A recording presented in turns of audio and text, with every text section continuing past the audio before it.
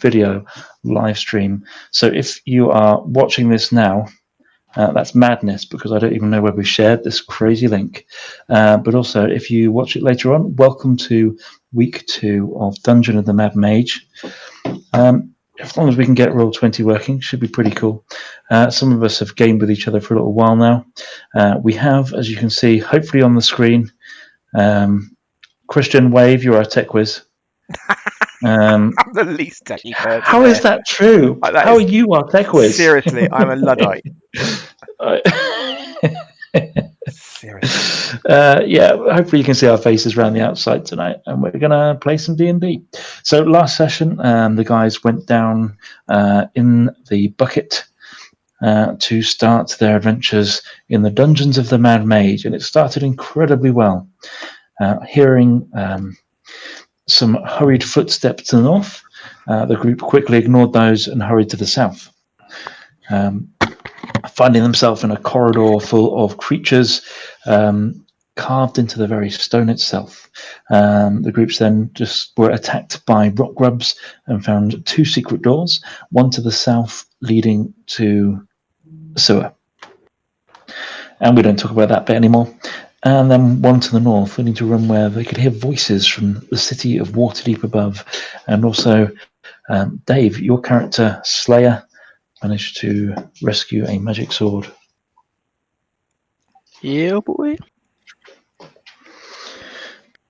Okay, so there was that. Did we happen to map our original journey into the sewers? Sorry, say again, Howard. Oh, did we happen to map the sewer area? Yes, you did. But this week, thanks to Jesper Nilsson on Patreon, we've actually managed to upgrade our map. Annoyingly, I still can't see the benefit of that. We have some textures for all the tiles and things, so it looks a lot cooler, in my opinion. We appreciate so much. Because those the maps you get a Roll20, and then the very old Jasper has done a brilliant job. Have a look for Jasper Nilsson on Patreon if you can support him. You should. He does loads of cool maps like this. But I thought I'd re-cleared the Fog of War, but I may have missed bits, so I'll go and re-clear that fog and make sure that's on your map again later. 2 of you were heading to the 2 of you were heading to the corridor on the north. What I'm going to do is what Dave did last week. Actually, get my phone out for the moment while my Roll20 catches up, so I can actually. Going to tune into this. Going to tune into the stream there. Oh my goodness, that's just like windows all over the place. Oh, there we go. It was Inception. Yeah, it was a bit mad. And I've got to turn the sound down because I can hear my own voice like 2 seconds ago, which is very disconcerting. Oh, look, there I'm in the corner. So, what did you guys want to do next?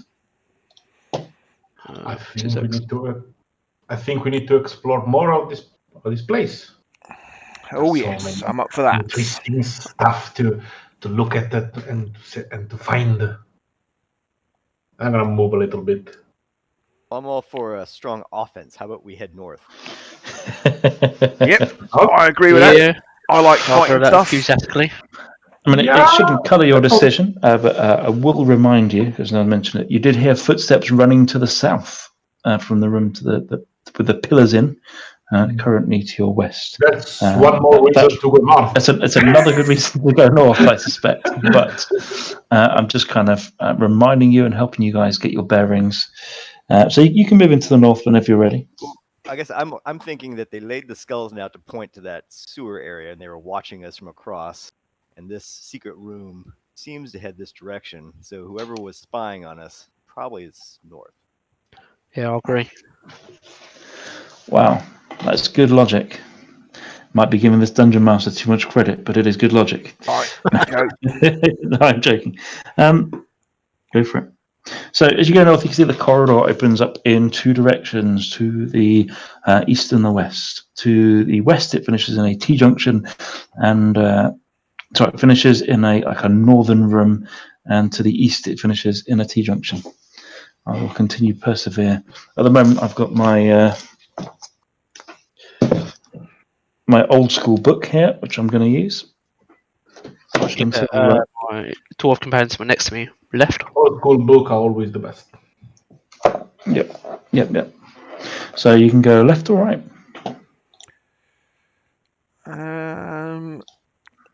I'll just go wherever everyone else is going. I don't really care, to be honest. Shall we go left? Yeah, why not? Let's go. I think I've got Warcraft on my mind. I keep wanting to call Christian a Tauren barbarian. So I must remember. Tracks. For the Horde. For the Horde indeed. Let's go then. Yeah, I don't know how far I am behind, but let me know when you get to the end of that corridor. I think we're about halfway. I think, aren't we? Yep. Cool. So I've tried to set your light settings this week and mess around with those to make it more game accurate. So Cade, Reg, you should only be able to see with other people's light, which I've set to allow you to, because currently Alan has got his torch burning 40 foot and the rest of you have dark vision. So hopefully that's all worked out and you can all see what you need to see. I don't have any field of. I mean, I could see back behind me, but I can't see anything in front of me. So Can I check any these 4 tiles in front of us on the corner section, if it's any traps or something? Yeah, give me an investigation roll. Okay, I've got my character sheet up. That's very professional. Always have your character sheet in the tabs.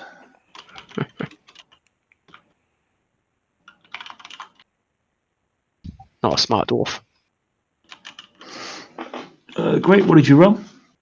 A 12. 12. Okay. How do you investigate? What do? Do you kind of prod them or poke them, or do you get down on the floor to have a look? Or I'll kneel down and sheathe one of my weapons and put my hands at gentle tapping stuff on the slabs, just see if there's any. a gentle tap. Ooh, no, that's absolutely fine. You don't sense any traps. Nothing seems to move more loosely or provide any kind of a click when you do so. So it looks pretty safe. What's round the corner then, Slayer? So yeah, this is a room with these big columns you can see in the middle. These 5 columns arranged on like an X shape there, and not cheerful them. It is. You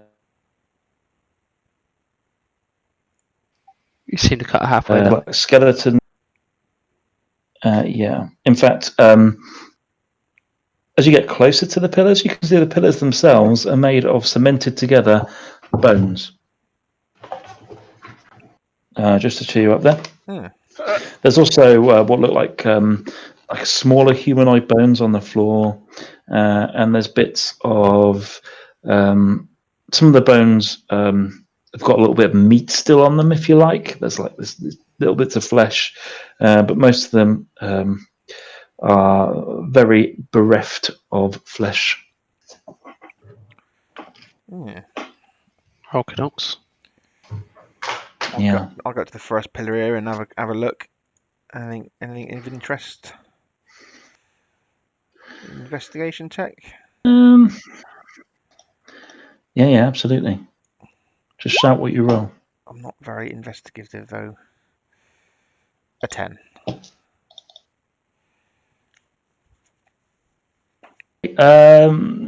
You estimate that probably there's 40 to 50 full skeletons hidden within each pillar. This is a room where someone has really celebrated death, mortality. having Strahd flashbacks. I swear. Yeah, exactly. I'm thinking like babies with No, baby rattles and literally. ghost babies. Nothing can go worse So, than that. So I shared this stream with my the guys I'm running a Stroud group, and I said no spoilers. And as soon as they turn the stream on, the first thing we all talk about is the last. All the spoilers. Right, we should all play something else. Yeah. Okay, I don't think it was too bad. I don't think every campaign is going to finish with Pete turning into a T-Rex. So it's going to be fun. Oh, as you get into that top left-hand corner there, Hmm. yeah, it's a big pile of sweaty, nasty rubbish. But hidden within it, there appears to be something moving. You can give me a perception check. Okay. Not more grubs. It's a 17. Ooh, nice. Well, that's really good news because you see the grells before they see you. What I'm going to do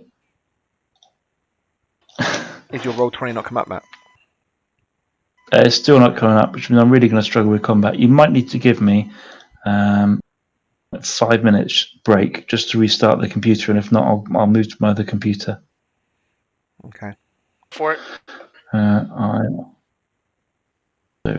really sorry, guys. No, that's fine. I feel I've done the best I can without the tech, but sometimes the tech needs to hold up. Be right back. Netflix has just texted me, said they're out. I think we've lost our chance.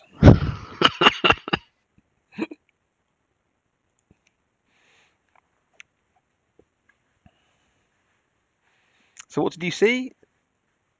What was it you saw? Some grubs, I think. Those bugs again, I think. Nell. He sounded like Nels. I think he said Grell. Growl. All right. Doesn't sound good either way. Nah. Probably lose an arm now. I mean, chances are that it's probably gonna kill you. Yeah. New character, please. Yeah. Hey, you made it through the first session, so I lost $10. So That's demo. that was a whole 3.5 hours ish of you not dying. I mean, to be fair, he tried his best to die. I'll try harder next time. Up the stakes. But I mean, it's basically your backstory from your character to try to die a glorious death. So that's totally in character.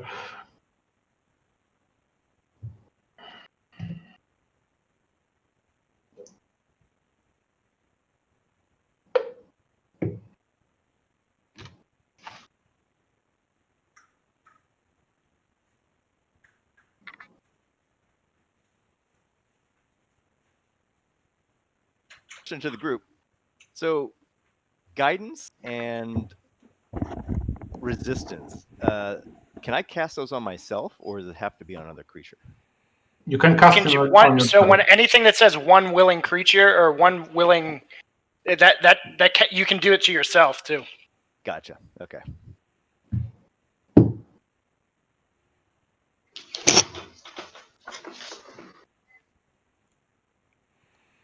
Well, cheers, boys. Pint of the black stuff. There's your food allowance done, mate. That's it. Who needs diets? Just drink Guinness. Diets? Fucking hell, man. I've eaten so much chocolate and drunk so much beer and gin over this lockdown. I mean- It's ridiculous. This lockdown has done one good thing for me. I'm drinking less beer because I cannot go to the bar. Mm. It doesn't seem to be working like that for me. I seem to be buying more beer and bringing it home from the shop. Yeah, that's the next step. It's like essentials, like bread, milk, Beer. beer. Yeah, that's the three essential things Yeah. to live. Yeah, exactly. Yeah. Oh, I hope he gets the tech sorted out tonight. I bet he's gutted. I think Matt's probably really gutted. It's not happening. Yeah. And it's the first time he has this kind of problem. I mean, like, Yeah, for sure. 20 was low for all of these past 2 Yeah. months. Yeah, last Friday we played a game and it was nearly unplayable. It was so bad. Yeah, but I did play. I did play Friday, but it was playable. Was not that problem. And Saturday and Sunday was amazing. Was that? I think it was because here in Italy, from Saturday, Sunday, we open up a little bit, and people start to go out. It's basically like, I'm gonna post you a video on the Discord. Basically, what happened. It's an amazing video. Question is, technically this is your stream. What are your rules for swearing on stream? I don't like the word cunt. Fuck. Can you bleep that bit? I mean, guys. I mean, yeah. I've set it for not for kids. So you know. Okay. In which case, thank fuck for that. My Roll20's working. Many apologies. Just beware of words that can get us in trouble. Gonna need all you guys to roll for initiative, and Slayer Agreed. is going to get a surprise roll for rolling high on the perception there. Nothing to worry about here. Initiative. Ooh. And then I will tell you all about what's occurring around you. I just So I'll want get to a free say swing. that even though I have the same initiative that Tarquin had all last campaign, I've yet to roll for initiative below 10. I mean, Don't worry. I need So to mark it. that's a Tarquin specific thing. I need to make a note of that because that hurts a lot. God damn, I mean, my initiative we're rolls. only in 2 combats, but I kept seeing those 3.9s, 4.9s. God damn it. Anyway, I'm done. Okay. Has anyone not appeared in our combat list there? Me, I've got a 12. Nothing to shout about, to be honest. Sherry's got 17. Pete's got 17. Merg, where's yours? Should be on the top there. Grim, Grim. Oh, it is. 16. Yeah. You just don't tend to look at the top of the initiative list, Chris. I don't. Just I go haven't straight to the bottom. Okay. Slayer, however, you can attack first. I'm going to give you a surprise roll. What kind of cubes are these? So, let me tell you what happened when my screen cut out and everything. So basically, what arises from this pile of fetid rubbish and human remains looks a bit like a brain with a beak. And this thing floats out almost alien-like. The beak is black with this orange rim. And as it kind of rises out of the rubbish, you can see these spiny bottomed tentacles floating beneath it. It just looks like somebody's randomly put body parts together to create the most gruesome thing ever. And you get a sense all of a sudden from seeing where it slept, there's definitely a scavengy kind of nature about this thing. It is looking for food more than for negotiation. Okay, else.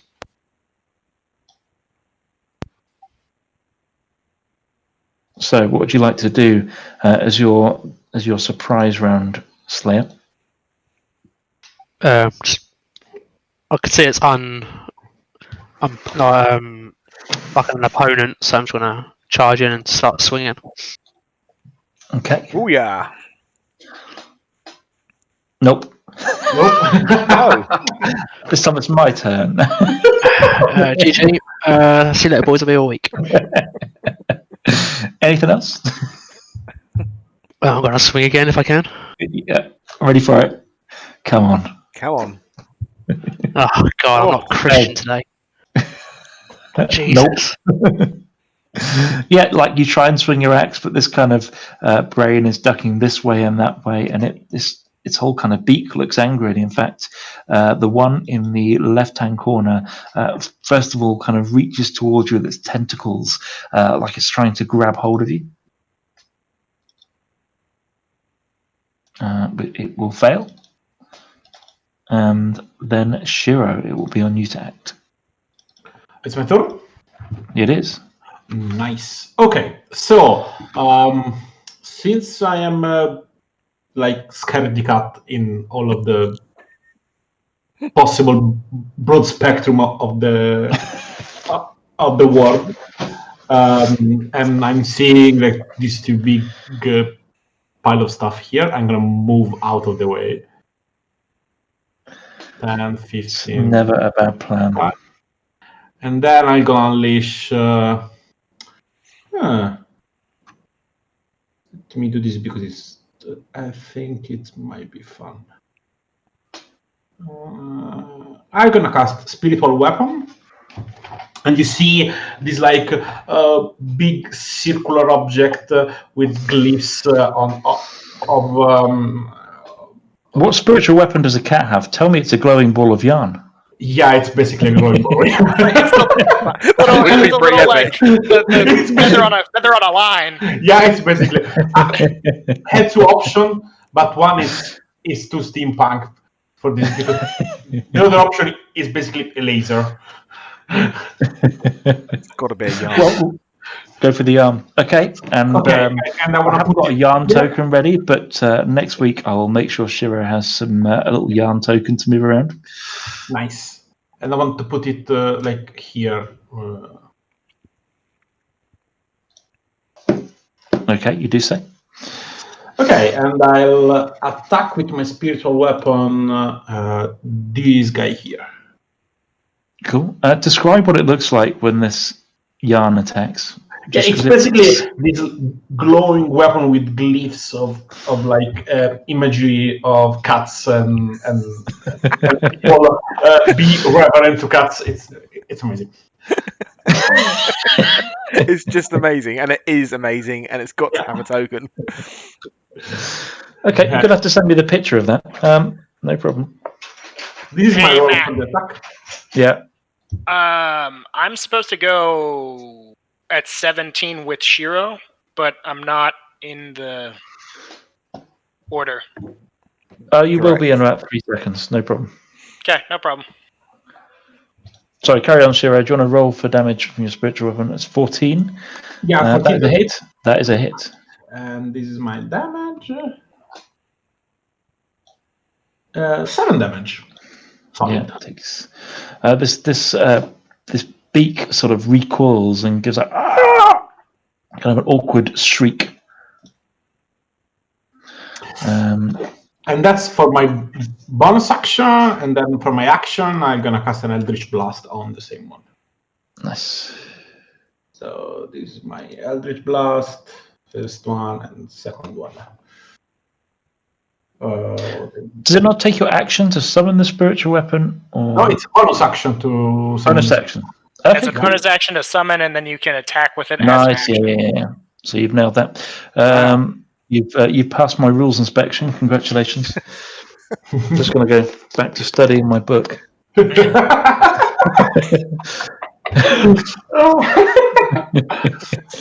Okay, so it says that's fine. You're good. You good? So, assuming that everybody hits, like because it's that hits and that does full damage. It looks pretty beat up. That's got brain bruise to the left-hand side. Reg, what would you like to do?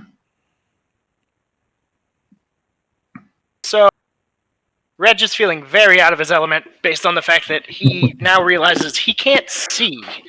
So... Don't forget, I'm next to you with my torch, though, so... Okay, so between my best friend, Cowman, and the dwarf I need to be getting information from... I guess I go towards the dwarf. Oh, it got suddenly very dark. Yeah, because I think Alan's the only one actually transmitting any light. Cool. Duly noted. I would like to attack this thing. Yeah, good call. So let me tab up, and we will... I guess we do paladin things. Hit it and hit it again. That's a hit. Cool.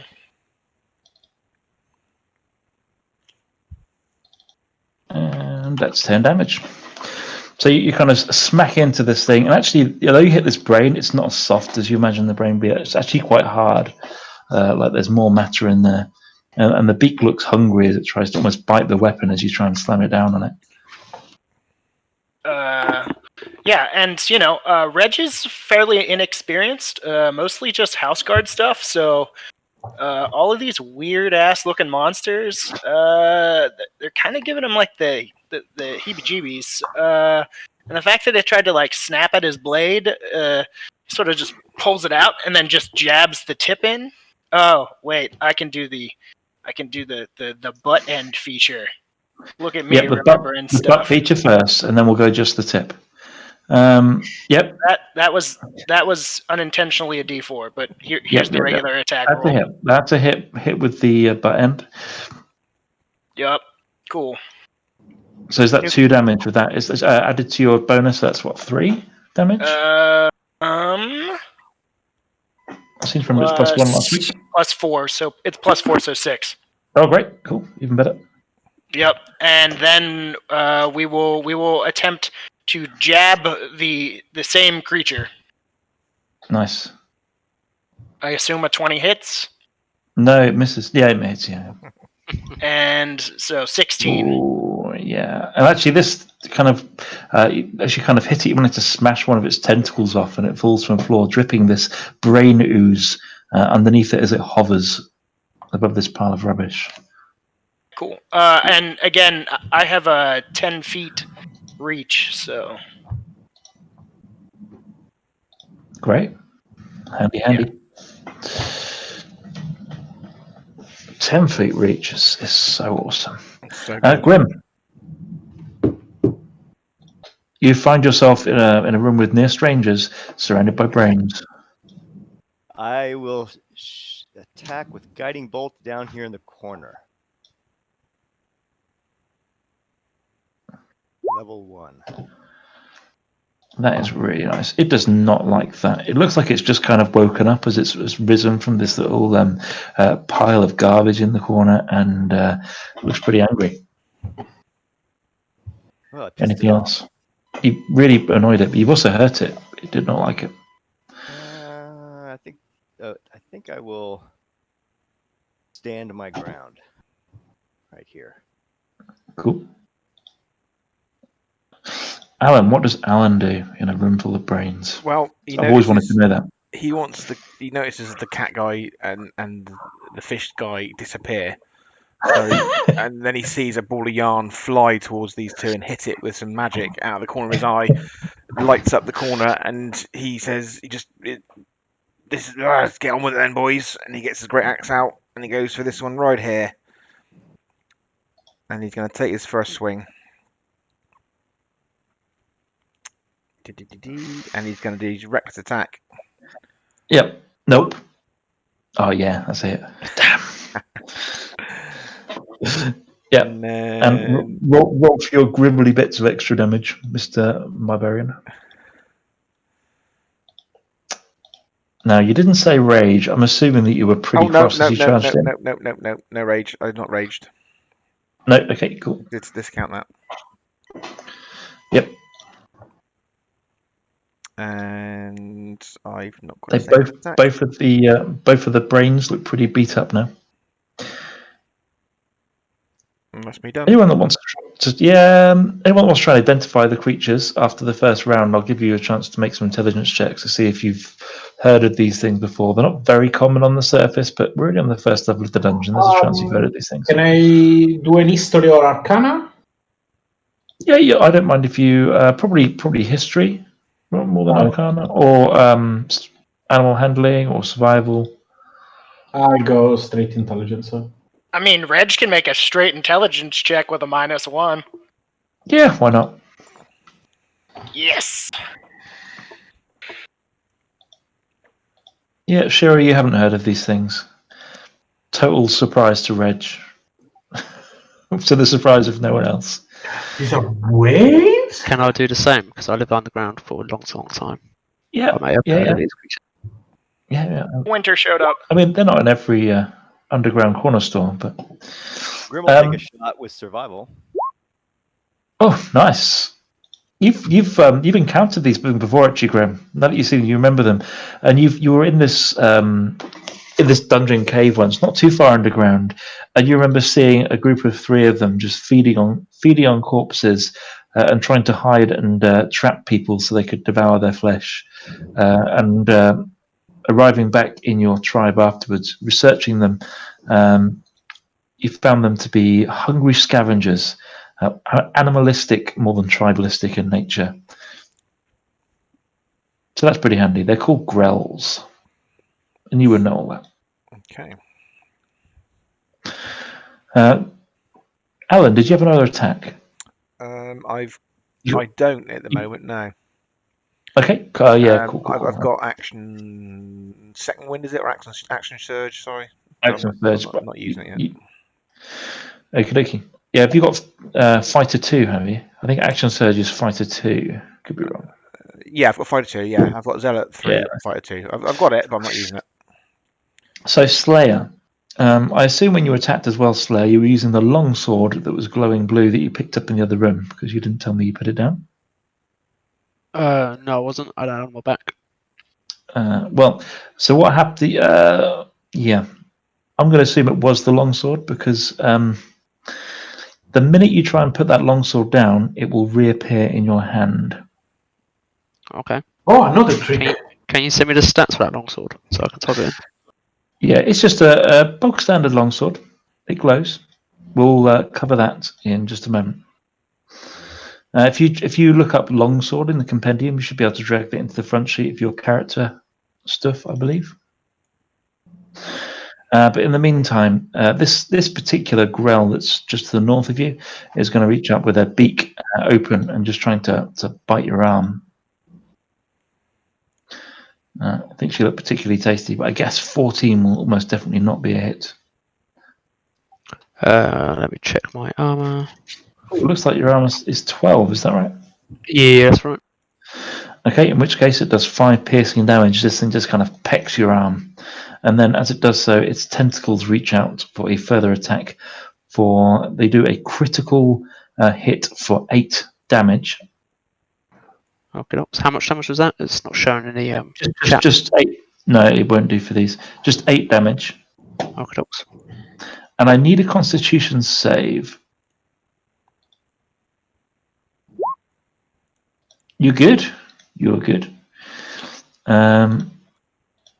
You see, as these tentacles hit you, you kind of see marks on your arm where it's left this kind of poisoned substance from the spines on the end of the tentacles, but it doesn't seem to affect you. You kind of resist it and fight the urge to fall over. Nice. Bit similar to Dwarf Resilience. Quite nice. Yeah, exactly that. Beaks against Alan, and then tentacles. Neither of which hit you. Kind of managed to dodge out the way while you're swinging there, which is pretty cool. And then Slayer, it's on you with your long sword. Well, I guess I've got a long sword. Haven't got the stats yet. Were you able to drag it? Were you able to drag it in? No, not yet. Okay. Cool. You can just roll a straight d20 if you want while I look it up. Yeah, cheers, buddy. So Winter's just so I joined can make Discord, guys. Winter. Hello. Oh, Hello. what a joke. It's a miss, whatever weapon you roll with, Dave. Yeah. It just shows I'm not used to the sword. And I'll swing again. Oh, fuck's sake, 7. Jesus Christ. Cool. Yeah, you swing wildly at this thing and fail to. The sword just feels all wrong in your hands and out of balance compared to the axes you normally use. Stats in chat there. Cheers, buddy. Welcome, Alaif. Hello. I'm stuck in not being able to zoom in. I see a miniaturized version. Okay, that's one step ahead of where I was at the start of the session. It took me like 20 minutes to get a visual on the screen. Been one of those nights. But I will drag your character on there. Reg, when it's your next turn, canonically speaking, when it's your next turn, you will you can use your stone to bring forth the summoning of a Alaif as a bonus action. Sure, that tracks. And while Slayer is swinging his new bright shining longsword furiously in the air, the grell next to Alan, the other grell, is going to attack with its tentacles, and he manages to swing out the way. But while Alan is dodging the tentacles, he gets bitten for 7 piercing damage. The one to the south of Grim. So that's Again, we Alan, was it? Sorry. Yeah, Alan takes 7 piercing damage. Remind me of your AC. It's I have my 18. shield So down. cool. Yeah. So this thing just slams itself against your shield, and it kind of like it's trying to ravenously try and chomp you. It looks hungry, hungry as hell. And then the one just to the top or left of Dave of Slayer is going to do 15 points of piercing damage to Slayer with his beak, as the other one gets a hang on. They've really got it in for you, Slayer. Sorry. I'll leave you to take that damage off, and Reg, it will be your turn. Cool. So I guess like in one of the pockets of his armor, that little rainbow magic stone of summoning, glittery magic stone. I didn't write the whole name down. Starts to vibrate and glow. So he pulls it out, and I guess Lath sort of just appears in the room. It's literally all of a sudden. It's like boom, there he is. It's like he's appeared from being knocked out of an invisibility spell. Nice. And the pearl kind of glows with its prismatic rainbow light for just a couple of seconds, and then fades again. I stab the brain thing. It's a pretty good call. Can you roll initiative for me, Leif? Yep. My character sheet froze, so I have to refresh it. Okay. Well, if I roll a d20 for you, and that will give you at least a nominal place in the queue. Oh man. I rolled you a 19. DM The plus rolling. 5. Yeah. I normally save those for crits against Dave, so I'm devastated to have wasted it on your initiative. Don't worry, mate. I'm doing all the damage myself. Oh, that's a hit. 13 hits. Cool. Yeah, 13 hits. All of the slashing damage. Yeah. This thing looks pretty beat up now. It can't take too many more of those. Yeah. So I will poke slash it again. Yep. Ouch. Just like you kind of hit muscular brain tissue, and bits of it go sharding out against the wall, like splat. And its tentacles almost instinctively are still trying to reach for you. This thing looks like it's clinging on to life by its last tentacle. Cool. Very cool. Are you gonna smash it with the bottom of your pole this time? I can't. That's a bonus action, and I bonus action. Yeah, cool. Yeah, makes sense. That was a much more worthy bonus action. Grim. I think you skipped me. Who did I skip this time? See, I did. Shiro and I are on the same. Yeah. I skipped Shiro and his yarn. Sorry about that. Yeah. Okay, so I'll move a little bit up ahead now that I see my big cow friend like engaged and distracting them, and then I'm going to shoot one Eldritch Blast to this one and the second ray to the second one. So the first to the upper one. Great. 18. That's a hit. That's 5 damage. Wow, nice. This thing gets like from the physical damage of the force, it gets pushed against the wall for a second and compresses and looks distorted and out of shape. And the second ray on the bottom one? Yeah, absolutely. That's another hit. And that's 11 points of force damage. Nice, very nice. And then I will level with my bonus action, my divine ball of yarn, smacking the upper one. We must give this holy weapon a name. Yeah, It's a hit. It's a hit. It's a hit. That's 6 more points of damage. Nice. Well played, sir. So we'll go straight to Grim. Is that one there still not dead? No, none of them are dead. They're all waving and tentacly. In fact, the one in the worst repair is the one that Reg hit twice in the corner, and that thing is looking really bruised. Like a couple of its tentacles are hanging off at the seams. It's barely managing to hover. You are welcome. I will cast Sacred Flame to the one here to myself. 15. Nice, 15 is a hit. Yep. Joyfully, my roll 20 has gone again, but Joking. no, at least I've got a chat window.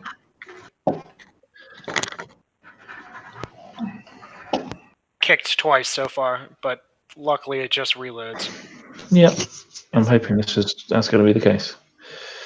Okay, I can see that. So 10 damage. Which was that the one next to you? Yes, the DC 15 save. Yeah. As soon as I load, I'm on that. In fact, I'm just going to roll a d20 because I can get access to that. Yeah, that's a fail. So it will take full 10 damage as this flame engulfs it.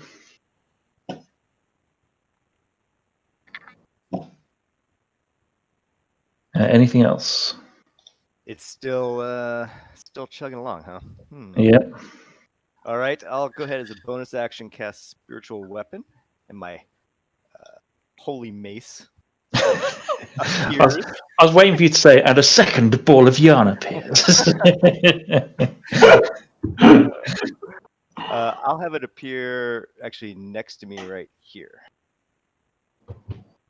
and attack the same one.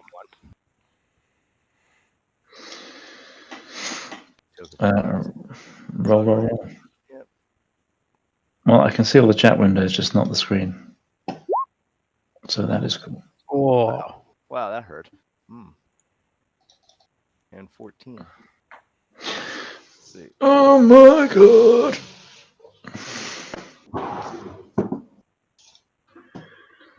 Okay. And how much damage was that? Sorry. 11. 11.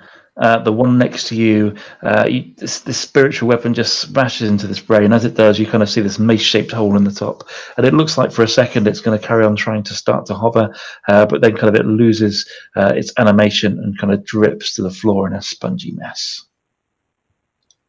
I guess it was 14. That was a critical. Great. All right. I think it was actually higher than that. Yeah, it was a 14 because I rolled a 20 plus 4 plus 3, and then so it was 11 plus 3, 14. But Wow. Nice. Either way, that is Deadest Brainus. As I can't see anything, please tell me who is next in the initiative order, and I'll try and keep us going as best I can. It is moi. Alan. Go for it. So noticing Alan? these things, Alan's quite disappointed that he's not killed one already, so he's getting angry. So as a bonus action, he's going to rage it, and he's going to swipe. You guys are tougher than I thought. So great axe. And let me know what you roll.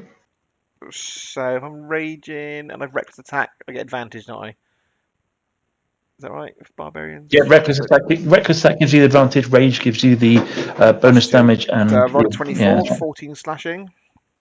24 is let me just look that up actually. Yeah, 24 is a hit. Plus 2, yeah, so 6, yeah, 14 plus 2 plus 6. Nice. And Divine Fury is radiant. So what is the total damage? 22. No, the total damage from the swing, including the smite and the rage and the everything else. Yeah, 22. So 14. 22. Yeah. Yep, that one goes down. That does it. I really want to have something that gives me bonus action for my horns. I really want to try and find out what I can do with that. So you'd think the others would look scared, but actually they look just as hungry and continue to peck with the same fervour with which they pecked before. And so I am going to... Who's next on the order? It is the two growls. So I'm going to roll... it's +5 for their beaks.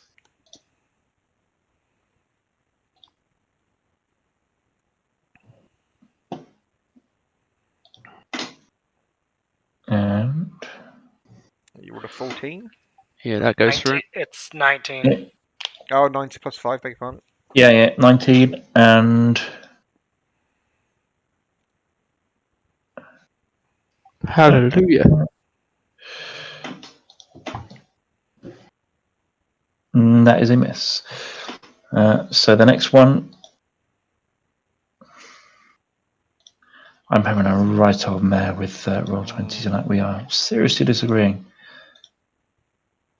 I am so sorry. I'm going to have to open my compendium.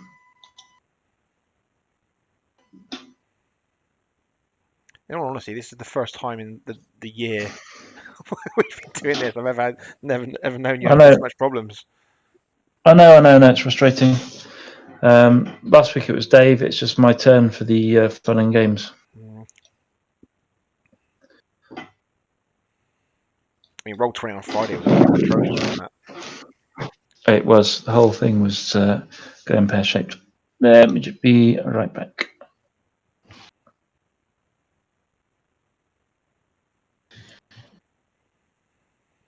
So the one below Grim's dead. The one next to me is dead. The one nearest Shiro and me is still alive, and the top two are still alive, right? Just Yep. one of the two near you is dead. Yeah. Yeah, I think this one is still alive. Yeah, that one's still alive, yeah. I love the fact that if that seriously, are you going to let that spiritual weapon stick? It's like a ball of cards. That's brilliant. Awesome. It's just brilliant. I mean, I'm an X-Blade, and basically my packed weapon or like my X-Blade weapon is like my crystal. So when I cast the spell from that because it remind my divinity that my divinity is the Cat Lord. Yeah. Okay, and it reminds me of a ball, and they love it. So Brilliant. that's why. And then a big ball of yarn, that is my spiritual weapon, and I can throw it. So is a hexblade, you can pretty much summon any sort of weapon, right? Yeah, it's like a simple weapon, but I'm Yeah. never going to use weapon to attack because I'm a sorcerer X-Blade. So just like for flavor is gonna be my crystal ball, basically. Right. Nice. Somebody in my neighborhood is bumping some music right now. Really? Yep.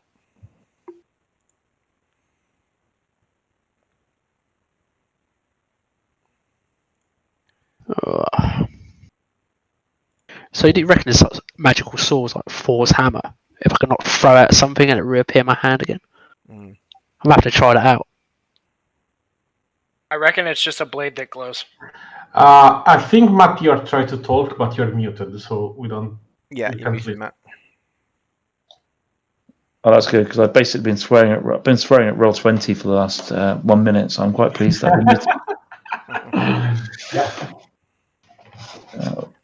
it's been weird. I can't even see the turn order's loaded, but the names haven't appeared in there. Oh, shit. Slayer, I'll let you take an attack roll next. I'm Both- getting ready. The one in the top left corner, as I recall, is looking very battle damaged after Reg's flurry of attacks. Okay, I'm getting really angry with this glowing sword with my flipping hand, swearing Dwarvenish. And I'm going to unleash my anger on the top left one, which is already injured. Nice. I've got a 14 hit. That is a hit, yep. Woohoo, result. Glowing sword. With Got your 9 damage. 9 knows that is enough. This thing just squelches, and your glowing short sword goes straight through the beak, almost pinning it to the other side of the stonework. There are 2 left standing. Cool. And with the backhand swing, which I'm going to do like classic style, cut straight through it, then take a right cut to the next one. Okie dokie. Getting the sword motion going, getting used to the balance. I've got a 17. Oh! Hell yes. And that's 8 damage.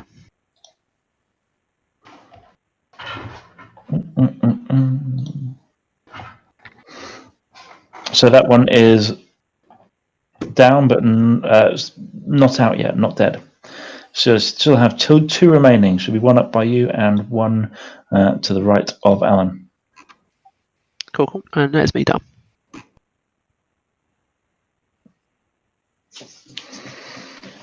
Then I am going to. Growl.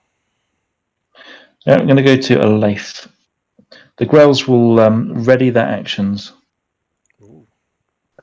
So just so you know, the map, it's super small and I can't seem to zoom in. And I do see that I'm separated. I don't know if that's You should be. You were next to Reg. perfect. You mentioned there was one Gorell. No, he's already dead. So the next Gorell that looks like So there's he's the been Grell to damaged the the most. north of, and this is all from memory, but there's one Grell to the Okay. north of Slayer, and Yeah, that's the one. I'm just gonna zoom in on him and take a shot with my sharpshooter. cool. I like it. Fuck. Not much of a sharpshooter. Not yet. Not yet. Not yet. Oh man. The fuck did I roll? 3. Anything else? Nope, that's all my options. Cool.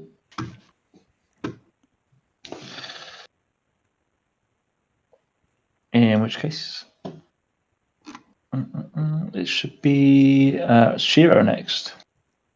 We'll let him take his turn this time. Okay, so my yarn ball is gonna keep smashing at the same guy because he is so fond of petting this ball. 13. That is a hit. And that's 8 force damage. And that is the US next to Alan. Yeah, it's still clinging on, but looking like a pretty pulpy mess right now. Zap it. So, okay, I'll just to get clear, I'll move here now, and I'll shot 2 Eldritch Blast on this one just to be sure to kill it. First one and second one. Yeah. Okay. That's 30. That's 23 points of damage. Nice. And just like that, it's gone. Like decimated. The force of the Eldritch Blast literally smashes Sting against the wall, so it's like a brain shaped scar on this on the Covered granite in wall it now. behind it. Covered in brains. God's sake. Literally, in fact, you've got a part of one brain and a tentacle wrapped around your left horn. Oh, God damn it. I've got Roll20 back. The one in the north was readying an attack, by the way, so he will attack next. Attack first against Slayer with his beak for 8 piercing damage. And then another crit. See, I've been missing out on all these crits tonight. Another 11 damage as well, so that's a total of 19 damage. Fucking hell, I'm out. You're joking? Are you serious? Mate, I got friggin' spanked. Oh, my God. Well, also, it's only 2 sessions, so I think I still win the bet. who had 2 sessions? I mean, By the way, can you make a Constitution save? Yeah, is it? Unconscious or not, there is still a chance you may be poisoned. You're good. Your dwarven blood is resilient to this thing, but you've got these little blistering scars where the tentacles have tried to feed on you. And actually, while you're on the ground, it wraps its tentacles around you and starts trying to feed off the top of your head with its grism beak. Nice. And since it's your turn next, Slayer, how about a little death save? Hell Boom. yeah. It's my turn. It's definitely not his. Oh, yeah, sorry. Okay, go for it. He's appeared in the wrong place in my order for some reason. You're right, it is. He's got that death save in the bank. It's all good. It's your turn, Rich. Yes. So the horror of this brain creature feeding, first knocking this dwarf unconscious and then starting to feed off of him, and I know I need some information from him, so I would like to. Oh man, new class. Who dis?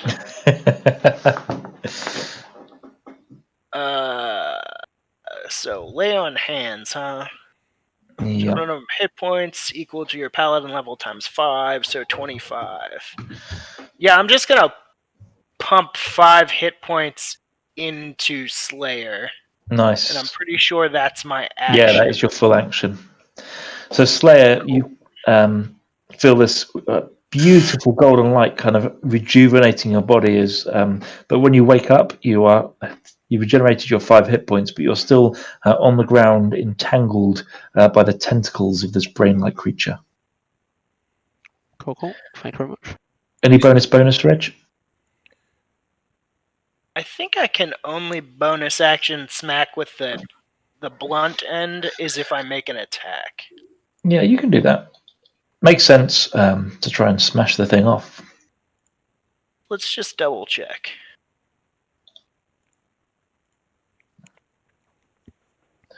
When you take the attack action. Yeah, you didn't take the attack action, so you can't do it. Yeah, it makes sense. Okay. Yeah, that's it. That's all I got. In which case, we'll go to Catboy. Shiro. Oh, I thought Shiro went. No, he's Yeah, he nuked the. Shiro went first. It's Grim. Yes. Right. Yeah. Don't know what's happened to my janky turn, or probably been in and out more times than. Let's not go there. Okay, carry on. All right. Grim moves up next to Slayer and cures his wounds as best he can at a 3rd level. Nice. We get. Are you kidding me? 3rd level. Yeah. 3rd level life cleric.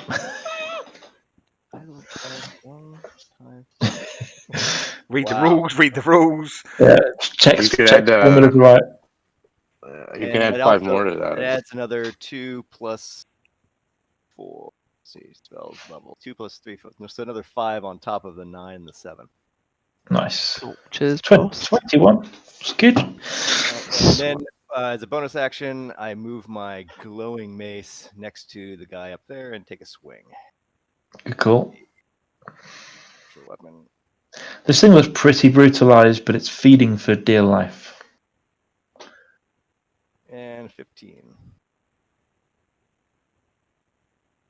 Nice, that's it. That's a hit, but it doesn't quite take it down. It kind of pushes it back slightly.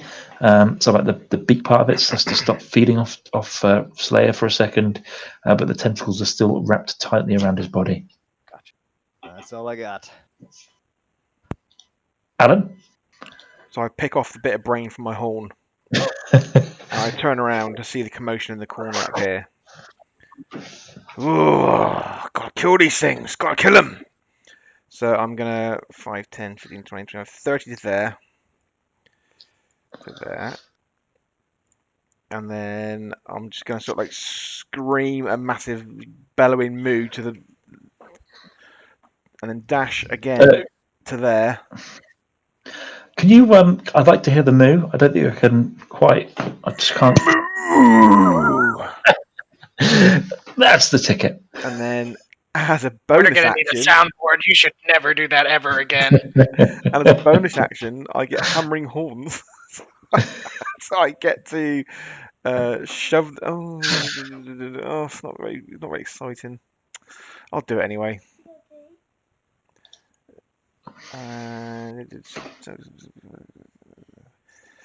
Yeah, scrap that. I'm just in combat, but I can't do anything. Hammering horns, all it does is it just knocks you away, but there's no actual action, no attack on it. So I read it wrong. That's okay. Maybe there's some magic item specifically for Minotaurs that allow them to damage people with their horns. It's not an ability that does the same thing. It's not hammering or is Goring Rush. Is the up on.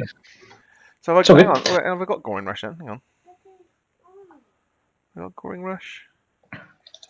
Yeah, yes, you're right. No, yeah, I do get a bonus. Yeah, I thought you'd done it last game actually. So there you go. So do I get Divine Fury as well then? Because it's being my turn. I don't know if you get Divine Fury on horns. Yes, you do. Yeah, first attack on your turn, right? Nice, go for it. Magical horns. Magical. So But a Slayer being awake, this is quite terrifying. So you're sitting kind of looking up at this brain that's trying to peck you to death, that's wrapped its tentacles around you. And even more frightening is the sight of this horned Minotaur. First of all, swipes at you, but then charges at you with his horns and kind of tries to several times smash into this thing with its head. But eventually, the horns find true, and the right horn this time, the one with no brain mass attached, smashes into the middle of this brain and skewers it. Pushing off you, and the tentacles go limp as they try and clutch onto your body. The combat is over. And I just sort of snort like that. Well, I do the hoof movements as well. Yeah. So you're now in a room with remains on the floor and 5 pulped brains. Nice. I'll just dust myself off, get all the goo off. Thanks. I'll nod my appreciation to the group. Reg is very much beginning to question whether or not that he's cut from this cloth. Leif, what do you say to the group, having appeared from nowhere?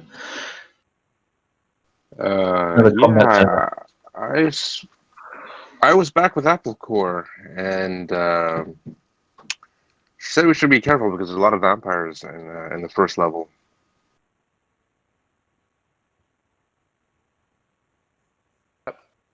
I'm sorry, did you say vampires? There's a lot of... Yeah, actually, she said there was quite a few of them in this area. Also, she warned us not to touch a sword in this room called Whispers. It's apparently not good. The last person who had it ended up having to cut their hand off when they grasped it. You mean that sword? And I point to the glowing sword in the hand of He Slayer. turns and looks at the sword and goes, "Oh shit." Touch? Nothing. It's all right. What a time for Dave to go and grab a coffee. Well, while we're resting up, can I offer some Slayer some help additional? I go near my new I'm sure he'd appreciate that. Minotaur friend. I say, I will. I'll give you. that was a nice move with the horns. Yeah, I forgot I had him. Another 21. Wow. That's the good stuff. I try to please. Hey, Slayer. So what you're saying about the sword? I have to chop my hand off? Maybe try and put that down. Sorry, Kind of like what's going on? as I hear this, I need to drop this sword. Can I like jam it into the wall so it doesn't return to me? Hopefully. Absolutely. You need a strength check. It's a granite wall. Can I try again? It just clinks off the wall like you've just tried to hit a piece of concrete with a piece of steel. But you can try again. So What are we trying to do? You chip enough off that you kind of just manage to wedge the end of the sword into this. You kind of find a nook where the granite's kind of a little bit softer there, and they find some earth behind it, and yeah, you kind of wedge the sword in. And I try to let go. I'll let go slowly and just try to step away and see if anything happens. You let go slowly and you step away, and nothing happens. You watch as the sword remains in the wall And what I do is I hide behind this pillar. for a good 3 seconds before, as you hide behind the pillar, you look down at your hand to notice the sword has reappeared in your hand. So, what's going on there? I missed that bit. Kid thing on what's going on with the sword. Well, look, I believe this gentleman's name is Leith, and he just told us that Applecore told him to tell us not to touch the sword that Slayer has in his hand. And apparently a lot of vampires on the first level of the dungeon? Vampires? Oh, I do not like vampires.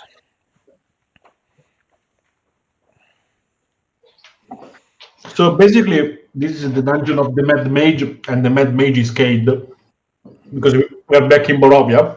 Yeah. Have we taken a short rest? I mean, you can do No, we haven't. as written as you haven't rested yet. But No, it's fine. most of you are. I just came into the chat. And I thought I heard rested. It's fine. No. Cloud Gazer Grim gave Dave some of the good healing. Cool. Well, before we rest, when we take a look around, I'll cast guidance on myself and kind of check out this alcove that we haven't checked out yet. See if I notice anything of interest. The walls, the ground. Sure. Give me an investigation check. I'd like to take Reg would like to take a harder look at some of the columns. Okay. Grim, despite poking around for a bit, you don't find anything more than the basic rubbish and garbage there. Some of the flesh is partially digested in that pile, almost like this thing was saving bits of it for a rainy day. I mean, if you want to spend longer, you could really play around in the old bones and bits of rags and stuff. But that's up to you. Well, while the rest are perusing the columns and such. Sure. I'm just going to sit in the corner. Polish the horns. Yeah, clean the horns off. So, Reg, you see. Give me an intelligence check, actually, or a medicine check. Up to you. Well, intelligence is 0 or -1. Medicine's 0. So. Ooh. Let's get the big proficiencies out. That's a good roll. So you'd recognise that the lot of these humanoid bones. Some of them are goblinoid. Some of them look much larger than that, and yet still they seem to have been destroyed by the previous occupants of this room, or somebody else was here before them. Okay. There's quite the variety of skelly bones. Grim, while you're digging, you find it's like a rusty dagger, but it's only half a dagger. Like the end of it, the pointy bits, it's broken off, and it looks like bits of it are charred with acid damage. Okay. And there's you find 3 copper pieces as well. Okay, fair enough. Have you clever people found any other ways out of this room, or should we go back the way we came? So we're heading back. I mean, around the room, you see these other alcoves where other creatures could have hidden in the past. It just looks like a good hiding place for Grell. Well, I guess the question is, do we want to rest at all, or do we keep on going? It's probably a good defensible room if we need. I'm ready to keep going. I'm okay to take a rest here. Yeah, if you do rest, I'll stand watch because I'm pretty much healed up anyway. Thanks to you guys. I'm good. I don't necessarily need anything right now. I mean, I can make a cup of tea. Can I inspect the swords if there's any engravings on it? If I can decipher. There's no written engravings. It's like a strapped hilt. Looks really well made, but the hilt and so on look pretty non-magical. It's just the blade itself has still got this lovely blue hue to it. Not enough to provide any useful light, but just enough to look pretty cool when you swing it in front of your eyes, you know. You get a real kind of wow lightsaber. Oh God. Oh, once we sleep, I'm happy to prepare a spell that should be able to help, but that'll take a long rest. So You can Or hold don't out. you know there's no long rests in this dungeon? We're going from 5 to 20 in one shot. One go. It's going to be a long night. Okay. There's no concept of time down here, is there? We don't know what the time is, do we? No, you've been down here probably just over an hour. Yeah. We've been through two rooms and need to have a rest already. Standard. Yeah. So what are we doing, guys? Yeah. Are we resting up here? Before John, we can't. On. We So we're not resting. Yeah. Okay. If you take a rest every time you lose 2 hit points, it's going to be a very Yeah, long dungeon. agreed. It'd be like another year. But Yeah. that is up to you as a party, not up to me as a DM. No. Let's go. Let's go. We're missing Reg. There we go. Did anyone check the other cove? Yeah, I did. Found a broken, rusted dagger and 2 copper pieces. Winter, I've just moved you on with the rest Cool. for a second. So I realised that you had 2 tokens on the board there. George. Sorry. So you can see Slayer from where you are. Oh, what a surprise! Slayer's first in the queue to rush forward. Always, mate. I like this guy. Slayer, give me a super difficult dexterity check. No. The north of that corridor up there, there's like a little alcove up here, and there's a wooden door. Looks like quite a fine door, actually. Compared to some of the other doors on this level, it looks like almost decorative, like someone's spent their time making it. Can I inspect the door? Sure. It seems like a decorative wooden door, but you can't see any traps without. You can spend a couple of minutes giving it an investigation roll if you want. Yeah, that's my way. I'll give him a little guidance on that. Clearly Oh. not enough. I mean, These Oh. Right. D4, please. Killing it. D4 is not gonna help.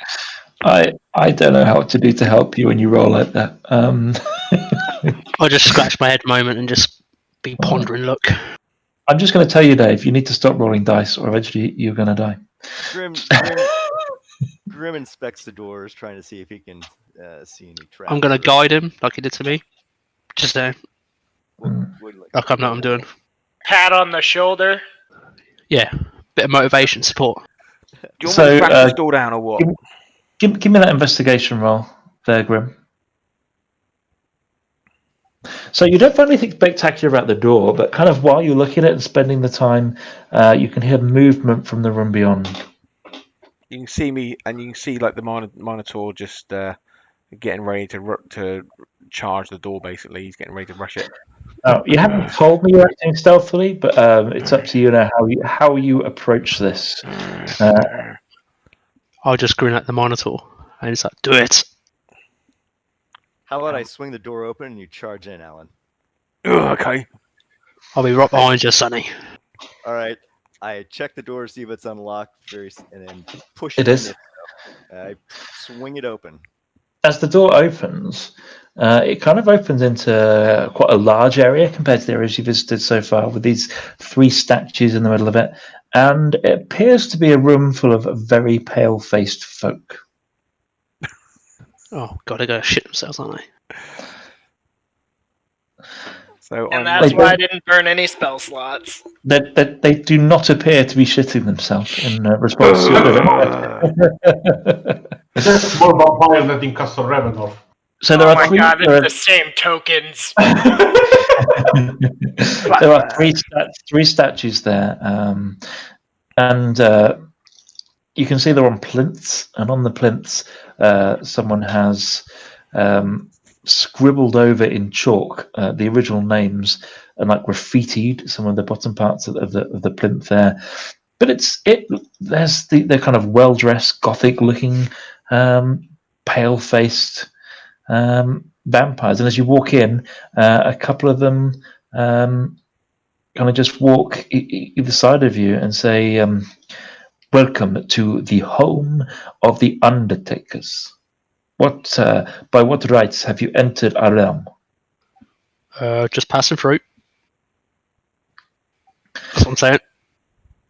Well, are you aware of the toll for traveling in this area of our dungeon? I've got payment, and I'll just point the sword at him. He laughs. Very well. Uktal. And this tall vampire who looks somewhat more important than the rest kind of strolls over to you, and at kind of his back there's a whole other crew of pale-faced looking guys, and Uktal says, you have offered me your sword as payment. I only accept gold. He's very confident sounding. He says, how many are there in your group? Come closer, you can find out. Can I intimidate? Sure. I mean, it's a little bit of a cliche, but you can try. Vampire. Here we go again. Here we go. Slayer, he doesn't look super scared. He's running toward. He's kind of running towards you. He's walking towards you slowly with these three other guys at his heel. Why not? Why not come in and discuss perhaps an alternative arrangement? Most people they would pay us 10 gold each for the privilege of entering this hall in this area. Perhaps there's something else you might do to us in order that we can accommodate you into our realm. So what you're saying is that you won't attack us, or you're gonna let us go free for 10 gold each. We might. 10 gold each would certainly help us to motivate us in protecting you in this area. How about a 5 gold each donation? Give me persuasion. Sorry.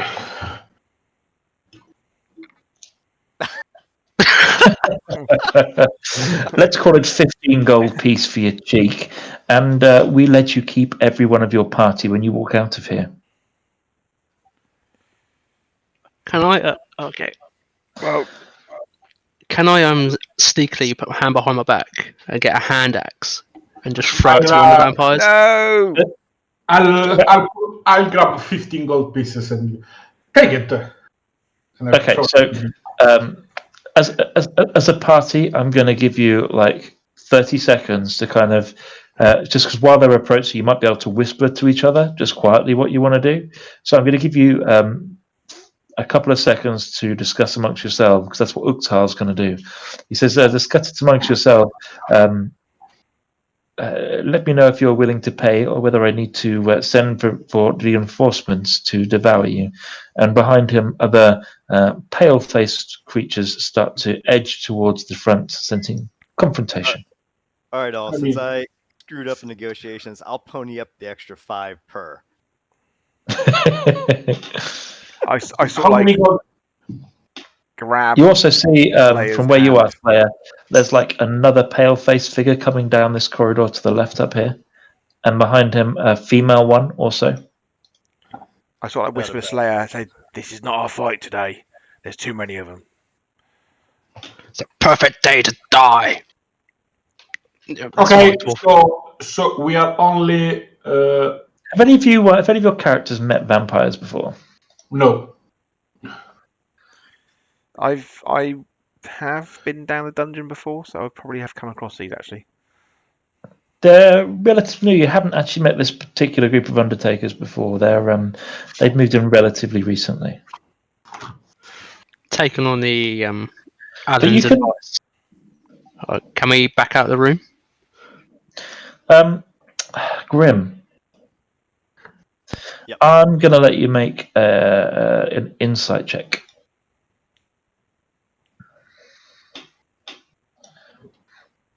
Okie dokie. You sense that they definitely mean to cause trouble if you don't pay up. All right, guys. So they want like 15 gold from each one? I'll pony up Uktal to said, 35. while you're talking, Uktal comes a few paces closer and he will say, "Listen, perhaps there might be an alternative arrangement whereby you could help me and I could help you." That sounds like a plan. We are not the only group of people living in this level. Have you heard of a type of creature known as the goblin? Well, yeah. Of course. You're telling And, me How about its big brother, the bugbear? Cross a few. They have infested this level, and this level belongs to us. Every time we strike them, they strike us, and our numbers are not as many as they once were, and we cannot afford an all-out war. Perhaps with your stealth, you may be able to aid us in ridding these outposts that have arisen. We understand they work for some guild or other. It doesn't concern us. All that concerns us is that they are moved on. okay. Because we're putting ourselves in danger, can we wager for a bit more than what he's just letting us pass through? A bit more of a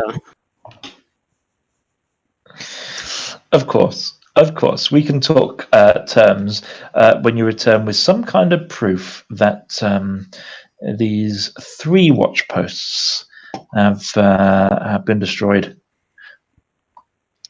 great 3 watch posts in a massive dungeon. Brilliant. They're all in this level, friend. You'll soon get the hang of it.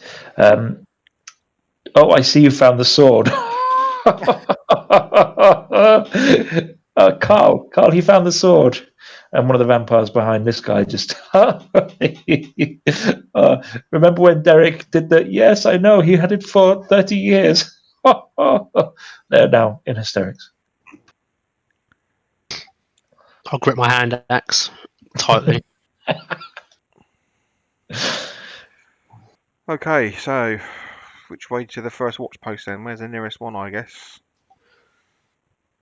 I believe many of them reside to the south of the room of pillars. Okay then. But there's no need at all for you to journey any further into our realm in this area of the dungeon. This is protected and hallowed ground. It is sacred to us, and you will leave it alone. Does that include to the east? This you may not enter or pass through this room. This could be negotiated perhaps further if you return with proof the watch posts have been destroyed. Can I make a perception check to see what is the attitude of all of these like pale creatures? All of the other one, not like. Give me a perception check, sure. Nice. Shiro, I am just going to grab you and put you in a different room for one moment. For you have perceived something.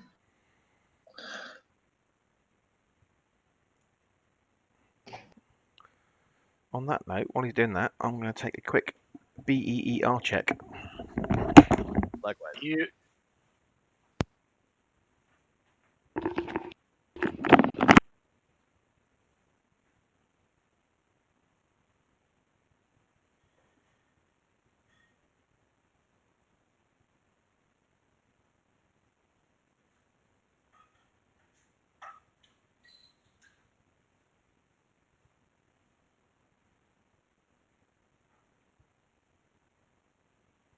Yeah.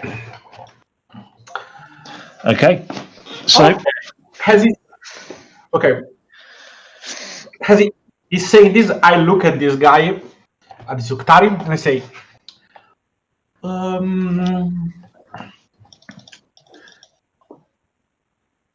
you look so pale. Why don't you ever go to meet the sun and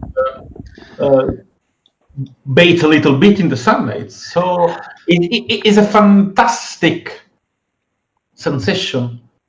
I do not know how much you know of my people, but we do not we do not fare well in the sunshine. It is why we have come below to make this place our own. But why don't you fare well in the sunshine? I do not feel like answering questions about my kind. If you wish to become a meal, sir, then carry on the way you are. In the meantime, either go about our task or pay us the gold.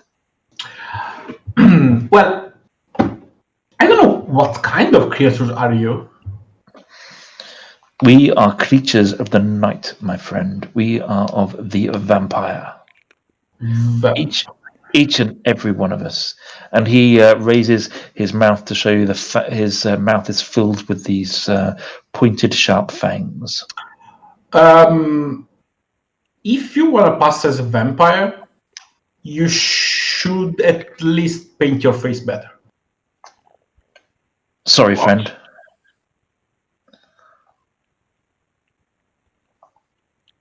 What do you mean? What do you mean? What is this? And the point and at the guy that I see that he has his paint like dripping from his neck. What are you saying? These guys aren't vampires? I say that most of these guys are not what they seem to be, what they claim to be. I start chuckling and look around. I let go of Slayer's hand. Let go of Slayer's I just look to the boys behind me. It's like, I take out my holy symbol and give a shot at Turn undead. turning undead. Yeah. Okay. and can I, as I... What would sorry, Grim, go back to you. What would the others see as you try and turn undead here? They would see me brandishing my cross and speaking to my Lord Emandan. And holding You see, as you start to do this, a couple of them take a step back and cover their faces. A holy symbol, Uktal, a holy symbol. And he kind of notices one of them stepping back and kind of says, get that holy symbol away from me. And this guy over here doesn't move. He's just distracted. He was looking at something else along this corridor. And kind of when the others start shouting, he kind of, it burns, it burns. And they take a step back. Look. I'll just shout lies and unleash a hand axe. Look, Uktar. Dave, we're going to need to roll for initiative if you want to, because so if you're reaching for your hand axe, they've also got time to reach for their hand axes. So we're going to roll initiative because that's how you decided to play this. Yeah. 20. God damn it, Dave! Stop! I was trying to convince them to let us pass. Get the upper end. God damn it. Just because they're not vampires doesn't mean they don't want to kill you. There we go. There's the initiative we know and love. It's nice to see you back on form. Yeah. Damn it, Dave! There you go, Christian. There's the first sub 10.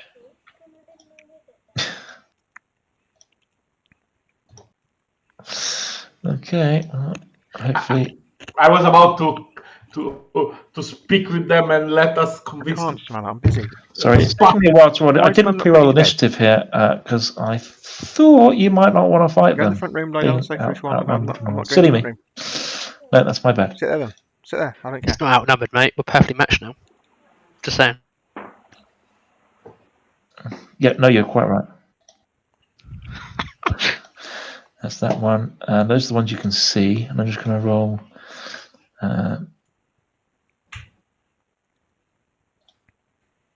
Oh my. Is everyone in the turn order, by the way? Just check for me while I finish rolling. Can't see it. I can't even see it. I don't see Let's see a turn order. Oh, sorry, there you There go. it is. There you go. I've got 20.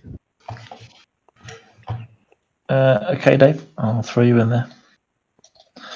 Kind of as they start to kind of shuffle around and attack and move, it's pretty obvious from the way they move. They're not they're not moving in a vampiric way. They move in a very humanoid kind of a way. They look no less dangerous. Each one kind of has a scimitar at his belt, and they all start grabbing for their weapons. What did you roll, Dave? Sorry, 20. Yeah. Nice.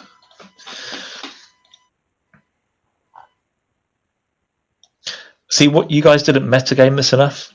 Although you've only just met Slayer, you've known Dave for a long time. Some of you.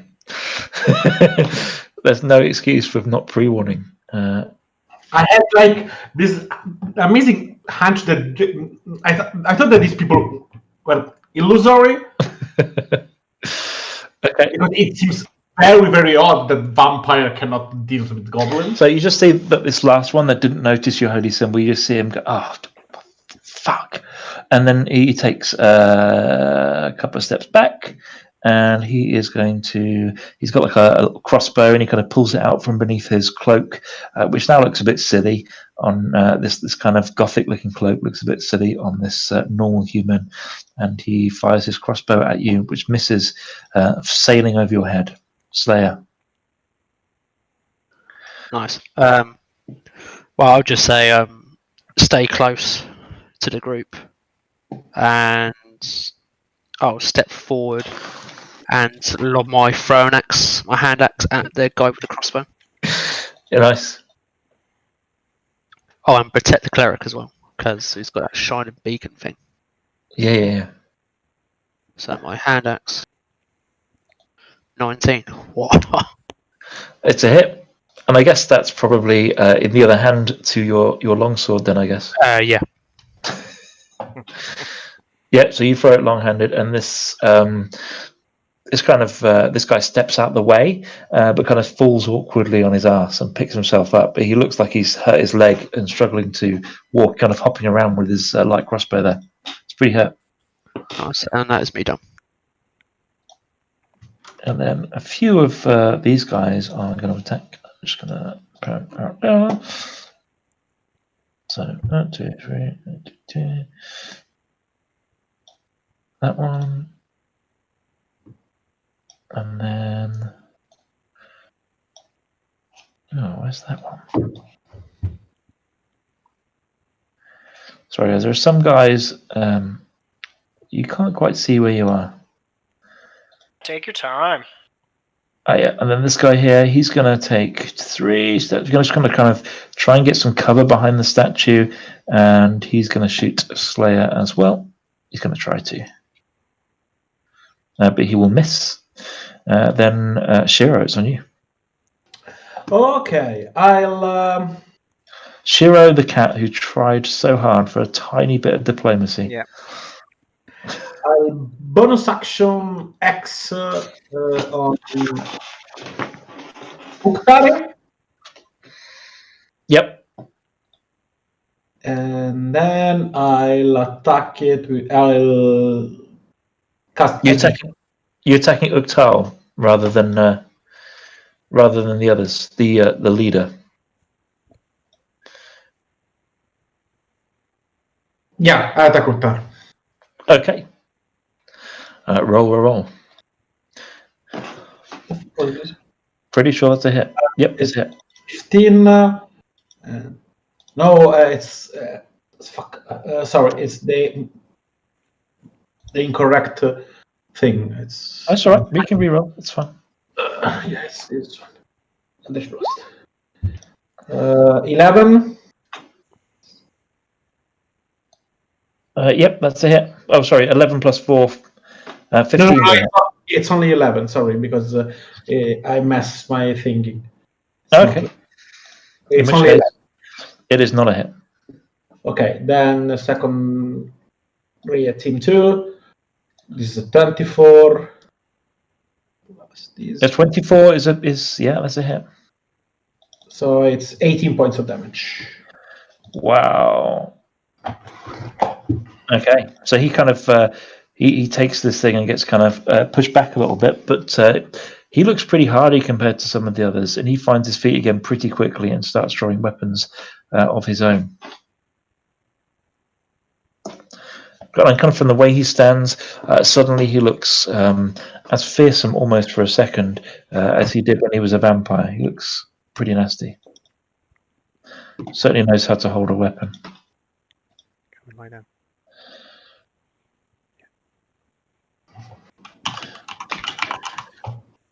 That's my turn. Okay, got a few other. So you got this guy. 1, 2, 3, 4, 5. He's going to come over to here, and he's going to fire a crossbow at Alan, which will miss. And another guy you kind of see dashing in on the side of the room there, but he won't quite reach you this turn. This guy is going to go there. Grim. Right. Just kind of see from where you are, Grim. You can see that like through this way here, other vampiric-looking creatures are arriving. There's a couple who've arrived who don't look as vampire as the rest. Like they've just got a couple of bits of face paint on. They haven't got their fangs in yet. Like they've had to leave wherever they were in a hurry. All right, I'm gonna cast Sacred Flame at the would-be leader up here. Okie dokie. And his dex save. He has rolled a 15.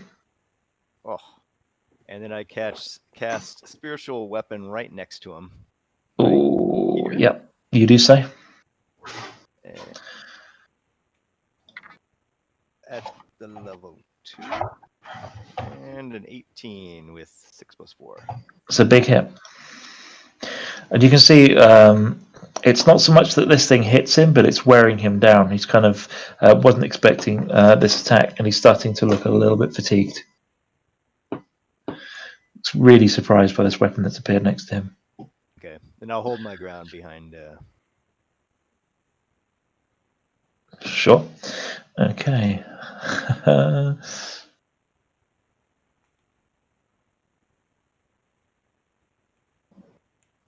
So, yeah, that's quite cool. So, one of the Alan, you see one of the bandits over here. Mhm. As he starts moving towards you, he actually changes shape. He starts kind of On here. yeah. And he his skin turns blue.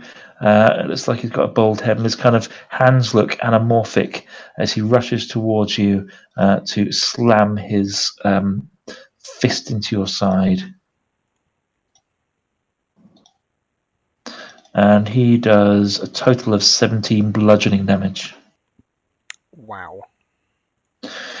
Yeah, you've just seen this thing. It doesn't look like one of the other creatures at all. It doesn't look gothic. It's got a slightly blue-tinged face. In fact, it looks pretty disgusting. Looks like this. Okay. They were. Damn it! I'll never trust anybody ever again now. if I haven't taught you that within the sessions we've played together already, then I haven't really done my job. Reg.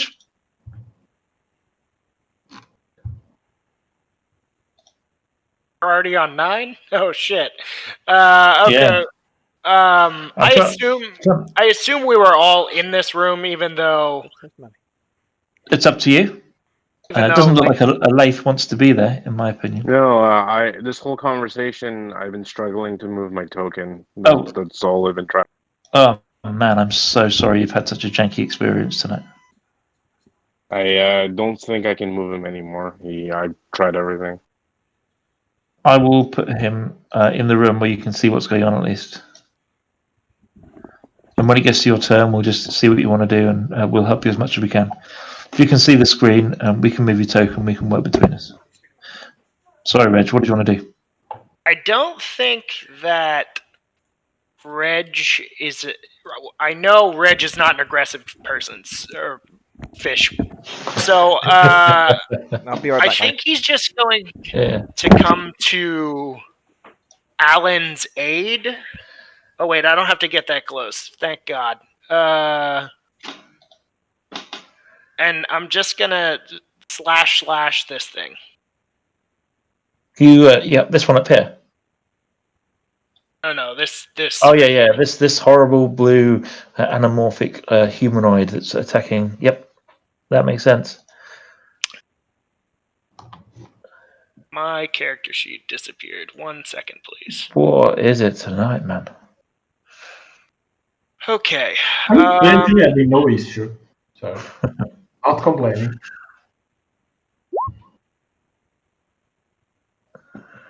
Does a 23 hit? Yes, it does. Great. Hell yes, it does. I will then. So if you roll a. Oh wait, I get to roll that, right? When you roll a 1 on a damage One or a die two? from an attack, hell yeah. Yeah, go for it. Go for it. That was so worth it. Well, now I'm confused. Hold on, let's see. You never get to reroll a reroll. It's a standard rule. Okay. Well, even if you can in the rules, you don't in my games. It's just a mat rule. Yeah, you're good. I'm good with it. Okay, so that happened. Then we're gonna do the pole arm. So I guess I just use the Albert again. Yeah, that's it. And then just roll differently for damage. That's it. Okay, so then we will hit you with the D4, which will be +4. Nice. Let me just verify. I don't want to. D4 plus what? Same ability modifier. +4 last time, so it's 6. Yeah. Okay. And then we will take the second attack. Yep. So you're trying to smash this thing. Kind of didn't see you coming from the side, and it's kind of awkwardly trying to dodge your blows while dealing with a Minotaur. I don't think that hits though. However, it does miss. Right. Anything else?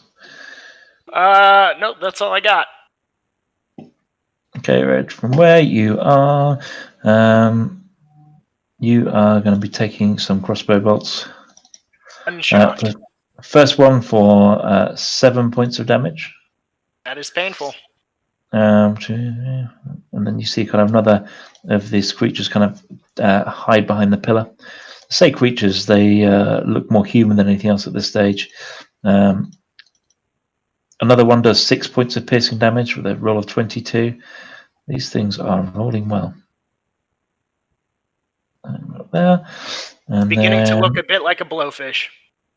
You look exactly like a blowfish. And this guy is going to come behind there. And Aleith, it's your turn. What does Aleith do? Kind of, he's seen this perfectly hospitable negotiation start, and then he heard, as he heard Slayer start talking. Gonna take a shot at the guy right in front of our. Yeah. Oh, yeah, that's it. Nice. That's my turn. Yeah, he does not look very well. Looks like he's struggling to stand up under the weight of your blows. We've got this guy. 1, 2, 3, 4.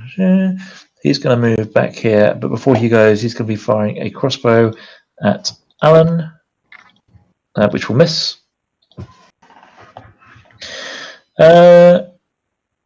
So this guy here, I'm just picking now. You are going to see him just run behind this pillar here. about that far. And he's going to hide. And 1, 2, 3, 4. Another bandit runs into the room, for want of a better word, and then he will shoot a crossbow at Reg, but he will miss.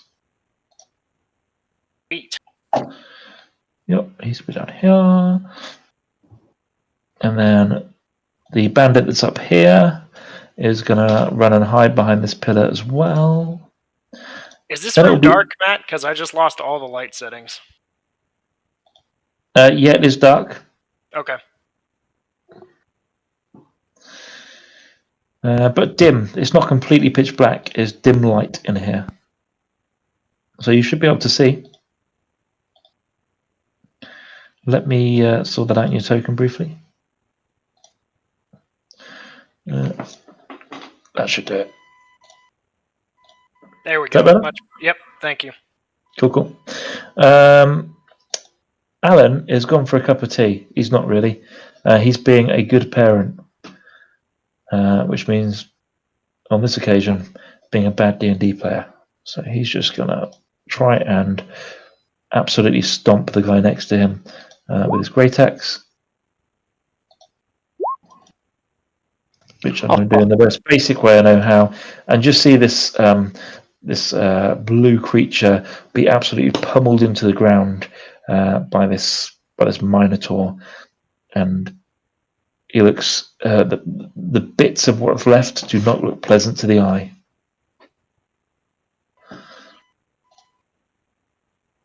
Then Reg, you're going to get some more crossbow bolts pinged at you. They're going to miss, so don't worry about it. 3 damage, and then no damage from the second one. Reg is not looking super hot. And then Slayer, it'll be on you. Okay. I'll just shout at the group, cut the head off the stake, and these shall run away, hopefully. And Sorry, I'm going to apologise. Uktal missed his turn. He's going to go and hide behind this. Uktal is hiding behind the pillar. Are these squares 5 foot, by the way? Yep. Yeah, I'll just be able to get in. So it'll be 20 there. Yep.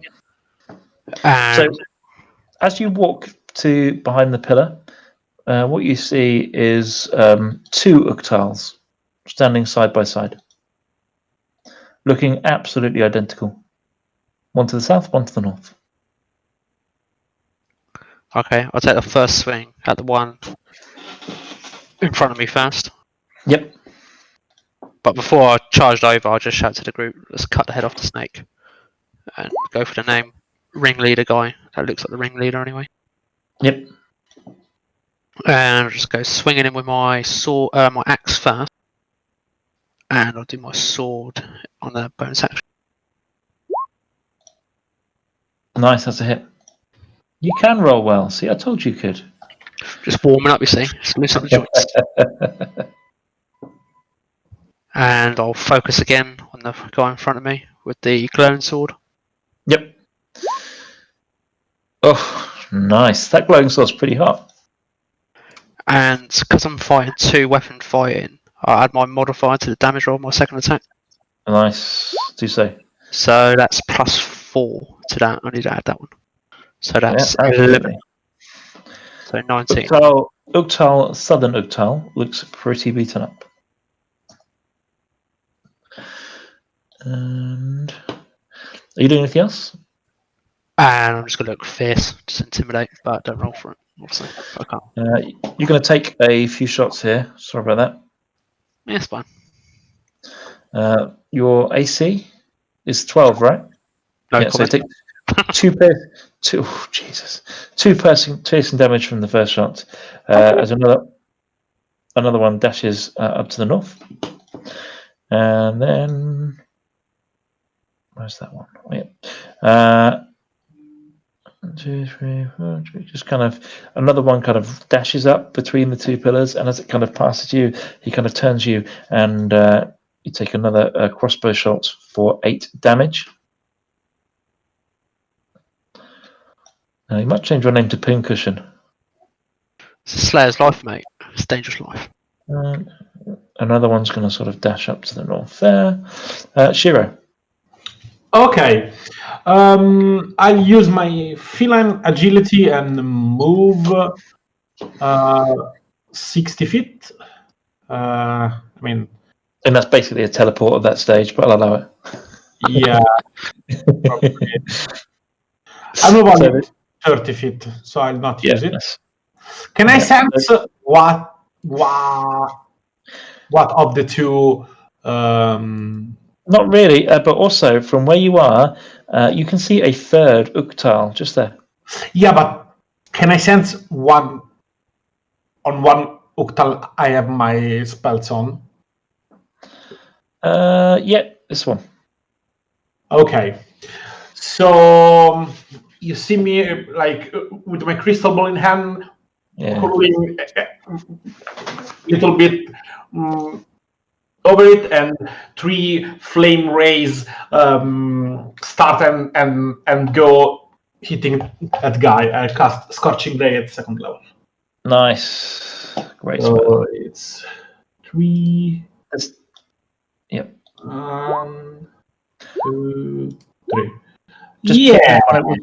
ping which one it was again. Sorry, this guy. Yeah. Oh, the bottom Uktal. Well, you miss, unfortunately, with all 3 rays. Yeah. That's cool. Since that was not cool, I quicken a spell and I quicken an Eldritch Blast and attack this one. Nice. Same one again. That's a hit. Nice rolling. Yeah. What's the? Nice. The southern Uktal looks pretty battered at this stage. I mean, it shouldn't be dead. You see another bandit as you're doing that kind of dash from the south towards the northern end. Actually, since like I have like 30 more feet of movement, I'll move back. Just peeked out to say hello. Yeah, and I'll since I've used agility, I roll a d20 and on a 10 plus. I do not like for my magic item that you give. Makes sense. Do so. Oh. Oops. Nope. Okay. Grim. All right, I'll charge in next to Slayer. 5, 10, 20, 25 right here. I'll take a swing at the southern Uktel with my Warhammer. Wow. Well, it's a good hit, even if the damage roll wasn't all that. It's good. All right. And if he's still up, I move.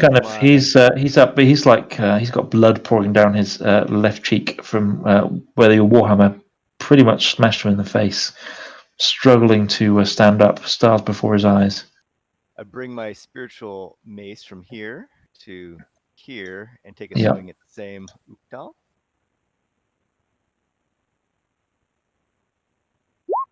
Oh. It's a miss. Yeah. Just kind of somehow dodges out the way. Does not look very well. Any other shenanigans? That's it for me. In which case, Slayer's gonna carry on being a pincushion. And he will take 5 piercing damage from this one here. As that one kind of runs to the north as well. And then, yeah. Good. Reg, on you.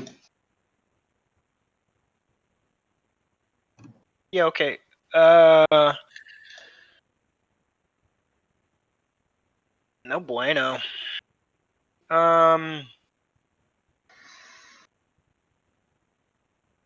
Alan is no longer being attacked, right? That thing got squished. Yeah. He squished it good. Oh wait, why am I counting? There's a ruler. Elaith, it looked like you moved your person there. Yeah, it's like pre-lag movement. Oh man, I had the same issue for the whole first hour tonight. It's horrendous. Okay, so you see the two Uktals, but the one to the south is looking badly beaten up. I can't hit that one because I guess I could, but they're kind Yeah, of you in the can, way. you can, but you'd have to move next to the northern Uktal in order to Yeah, hit the I'm just southern. gonna hit the northern boy. Yep.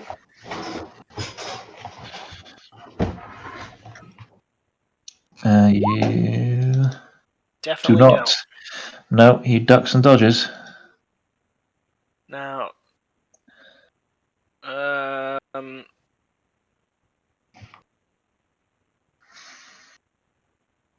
yeah. I'll just do one of these. Cool. That one definitely hits. Ooh. I mean, I know I'm not physically Uktal, but I felt that. I'd also. Now, do I declare Divine Smite before or after the roll, or does it not matter? After the roll. You can do it Okay. after. Yeah. So that one's gonna get tagged with that too.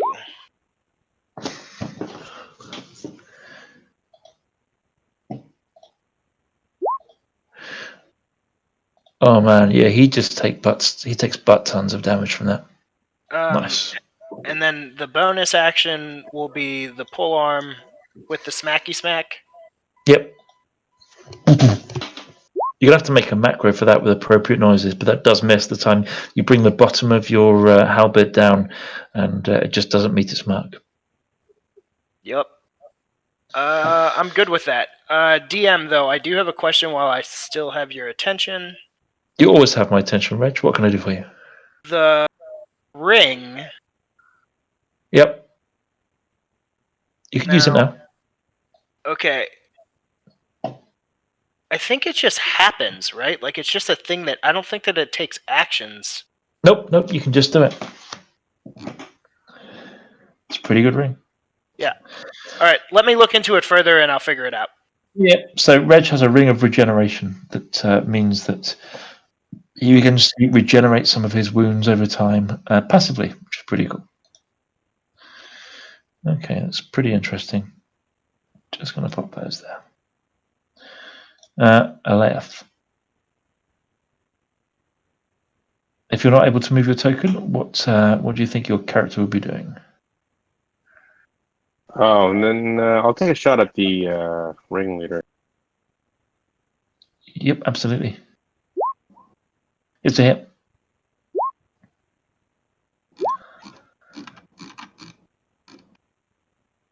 You've killed him. Nice. He kind of lies sprawling on the floor, kind of arms and legs wide. I'm gonna try to. Can I try to bluff something by yelling something? Yeah, you can. I'm gonna yell, "We just killed your leader. If you all don't want to die, you should drop your weapons." Good strategy. Solid strategy. Give me, I guess, intimidation. But I'm going to give you advantage on it because you have just killed the real. God damn it! You just hear Northern Uktal over here just shout out to you. We still outnumber you 20-1. We have more men to the north and more men to the west. And by the time you finally arrive at where our real loyalty lies, you will be peppered with darts, crossbow bolts, and have scimitar cuts aplenty. Some of you might make it for sure. Some of us will die. Absolutely.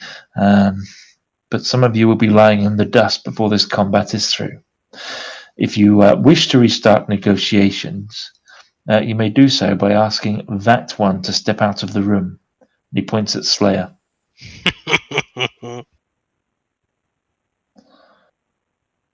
I'm wearing a mask so you can't see me. Like, make my face. Slayer, I'll give you time to wade in there. I've got something I'm going to do in my turn. I'll wait. Okay. Said, well, until that dwarf lays down his, walks out of here at the very least with his axe up high where we can see it, there'll be no parley here. And just to make his point, a bandit near him kind of fires his crossbow off before he runs up to the north. And Oktal, number 2,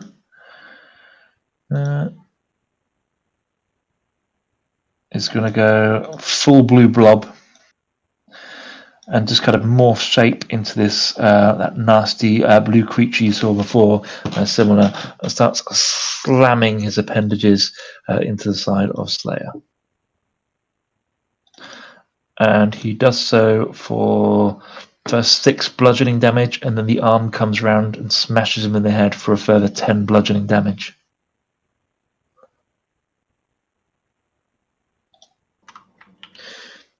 One of the northern bandits will take a crossbow attack for 2 piercing damage to Slayer. Slayer, you've really upset them as a group.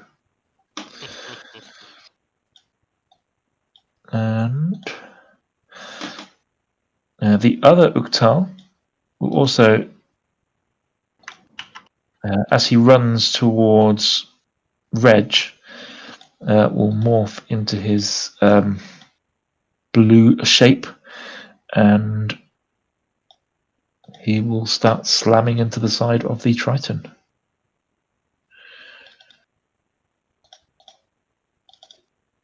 And with his second slam, Reg manages to dodge the first one, but his second slam will do 6 bludgeoning damage. Everything I just healed. Dope. Yep, that's what I'm here for, Gov. And Slay, you take one last light crossbow bolt for 2 piercing damage.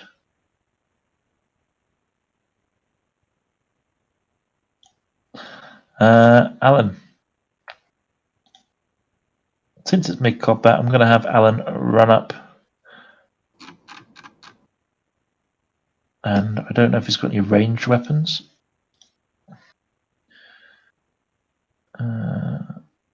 But I think I'm just going to have him dash and join the melee, because I feel that's what he would do over there. Then you just see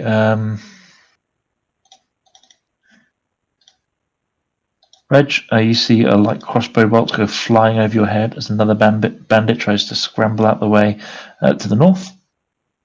Great. And Slayer, chief negotiator of the group.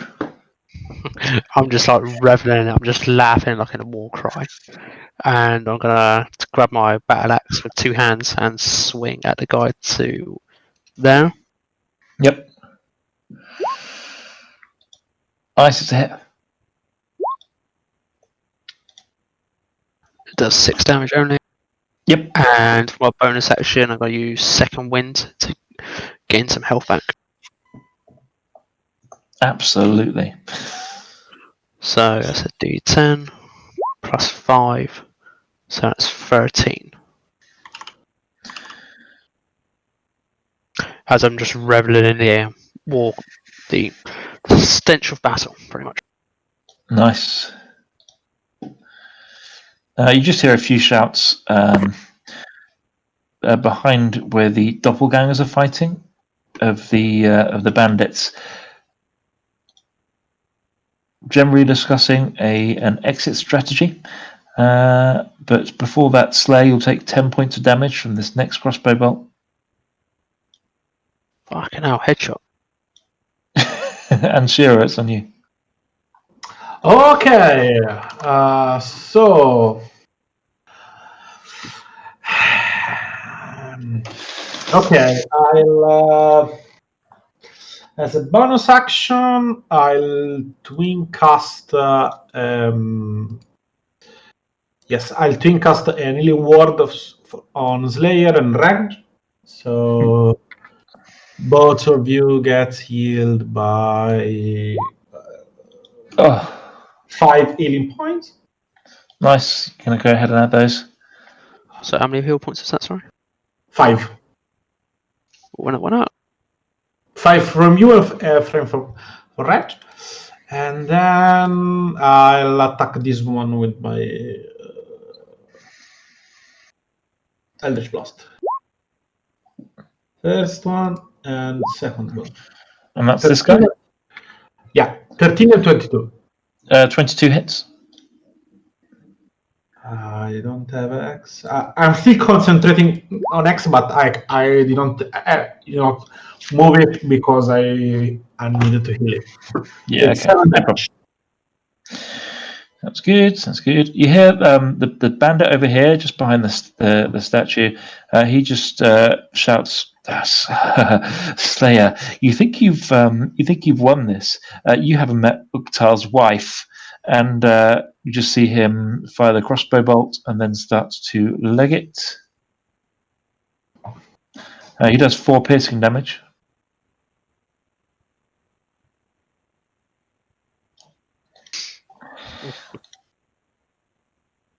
And you don't see where the next bolt comes from, but it doesn't hit you. Misses. Cool. Grim. I take another swing with my trusty warhammer on this guy. Oh, Go. Oh, Points.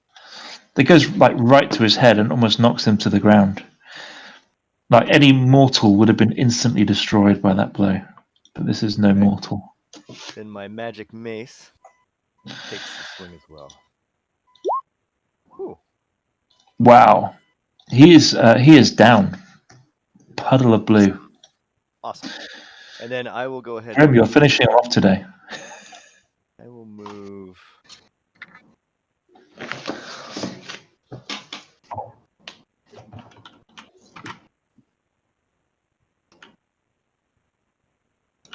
And that's it. Okay, who can he see? This one's probably going to shoot at Alan because he can't get a clear shot at Slayer. He will do 9 piercing damage to Alan. Just because he's the only one that you can see clearly. I do not like doing damage, especially to Minotaurs when the players are away. He's going to go up there. And then that guy will go there. Reg, there's been a general clearing out. Yeah, unfortunately, I've lost all the tokens except for mine and Slayer's. Okay, well, there is a doppelganger adjacent to you, and there's nothing else within about 25, 30 foot. Cool. Whatever's adjacent to me, I'm going to slash it.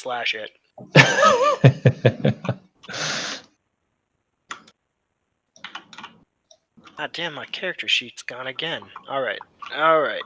Do you need some help? No, I got it.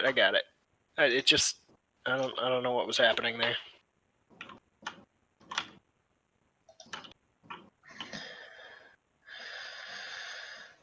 There's a Star Wars meme here with the word hostile negotiations underneath Yes. you have to send that in general chat, mate. Yeah. That's all me. Oh, man. 15 hits, DM. Wow, yeah, it hits. Nice.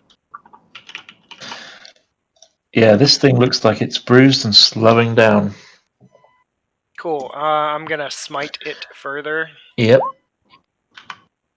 Was not great. It's a little smitey. 2 1s. Nice. You guys are not rolling tonight at all well. Nope. So then we will bring the blunt side up. Yep. Do it. It's kind of a Living real up. like two-handed trident style. It's a miss though. So then we will whirl the blade around and go back for the slashing side. It's a hit. 20 will hit. Oh yeah. And does six damage.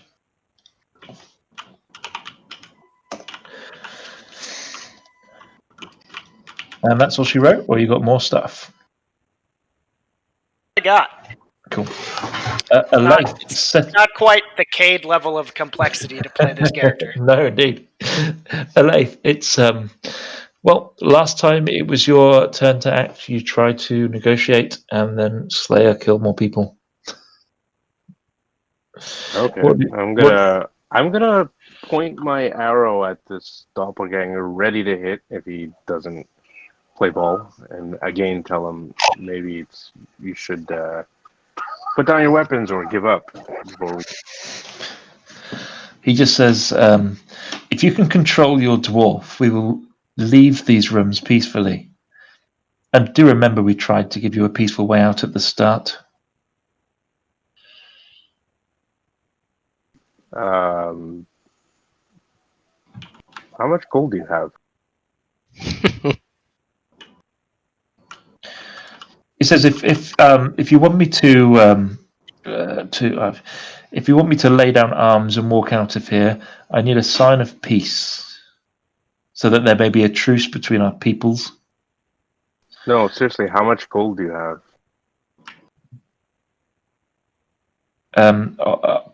I have none on my person at the moment, but there is gold I can find for you.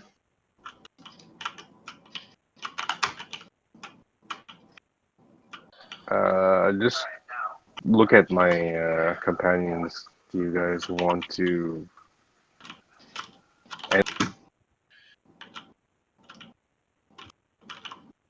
The guild or the gang that you were talking about previously. So so Reg will flip his halberd up and just sort of set it in a leaning position and just sort of lean on it, like he's A-okay to stop fighting. I'm hold my pose. All right, so then what I'll do is I'll just hold my action. If he does something like violent, I'm gonna. So what's going to happen is Slayer, you see from over here, like the top left-hand corner of the screen, like someone's going to throw like a little purse at you, and it kind of skids along the floor and lands at your feet. Look like it's got some a chinking sound coming from it, and then the young man that threw it legs it to the north, and then leg it.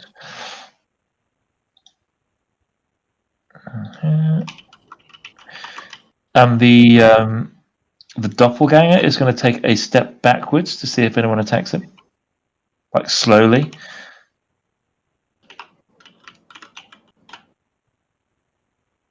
I don't attack him. Then he's going to start to make his way up here. And as he gets to the statue, he's going to turn around and say, you have won this fight, and our offer still stands. We would pay you greatly for your service, but do not come further north than here. This is where I draw my line.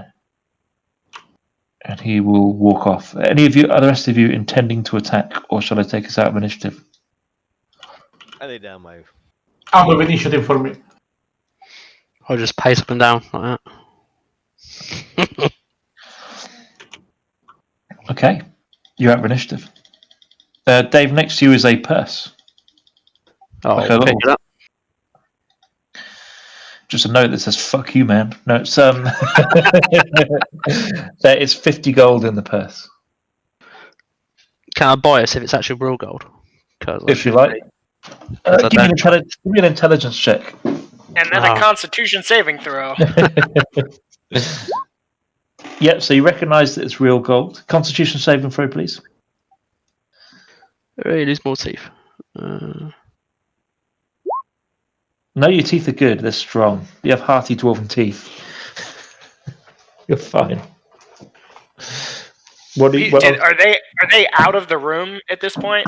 They're all out of the room. You can't see them. They disappeared off through the northern corridor.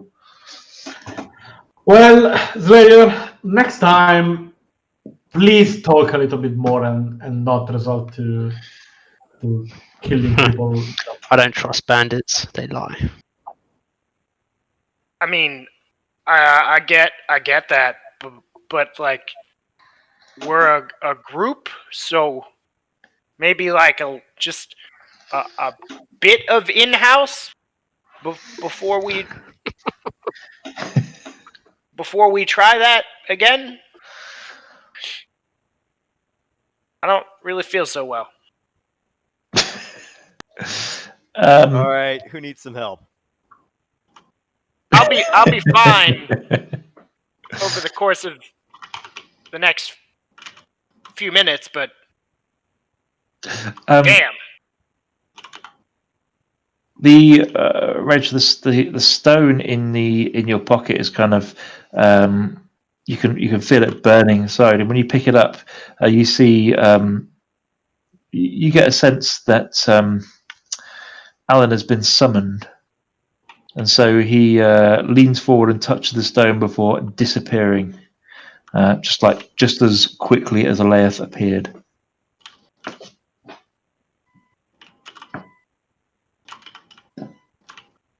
All right. How about cure wounds for Reg here? I appreciate it. Your name was Grim, right? Yeah, not like the Reaper though. There you go. 9 plus another 3, so that's 12. Well, and he's not quite leaning on his halberd anymore. It's more casual as opposed to I'm in pain. A slight limp. Slayer, you as well. Let's see. I kind of like Grim's lemonade stand approach to healing. Like, who wants some healing? 10 cents for a curing wound. 11 plus 3, 14 for Slayer. Nice.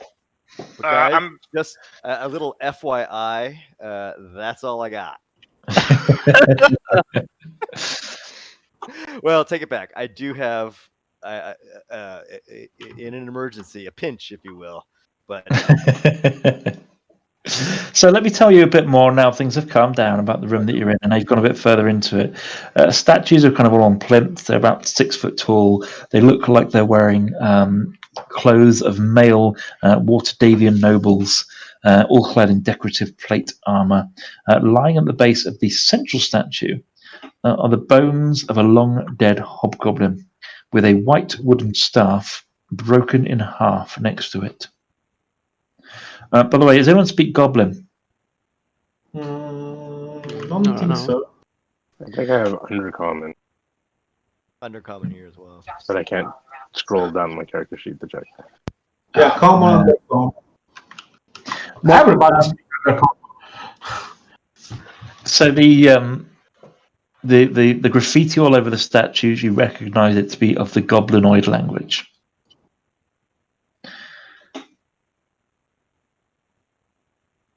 And obviously you've got the passageway to your north, you've got the passageway over there to your west, and you've got a door here, and you've got the open door you came in from. Can I check this down there?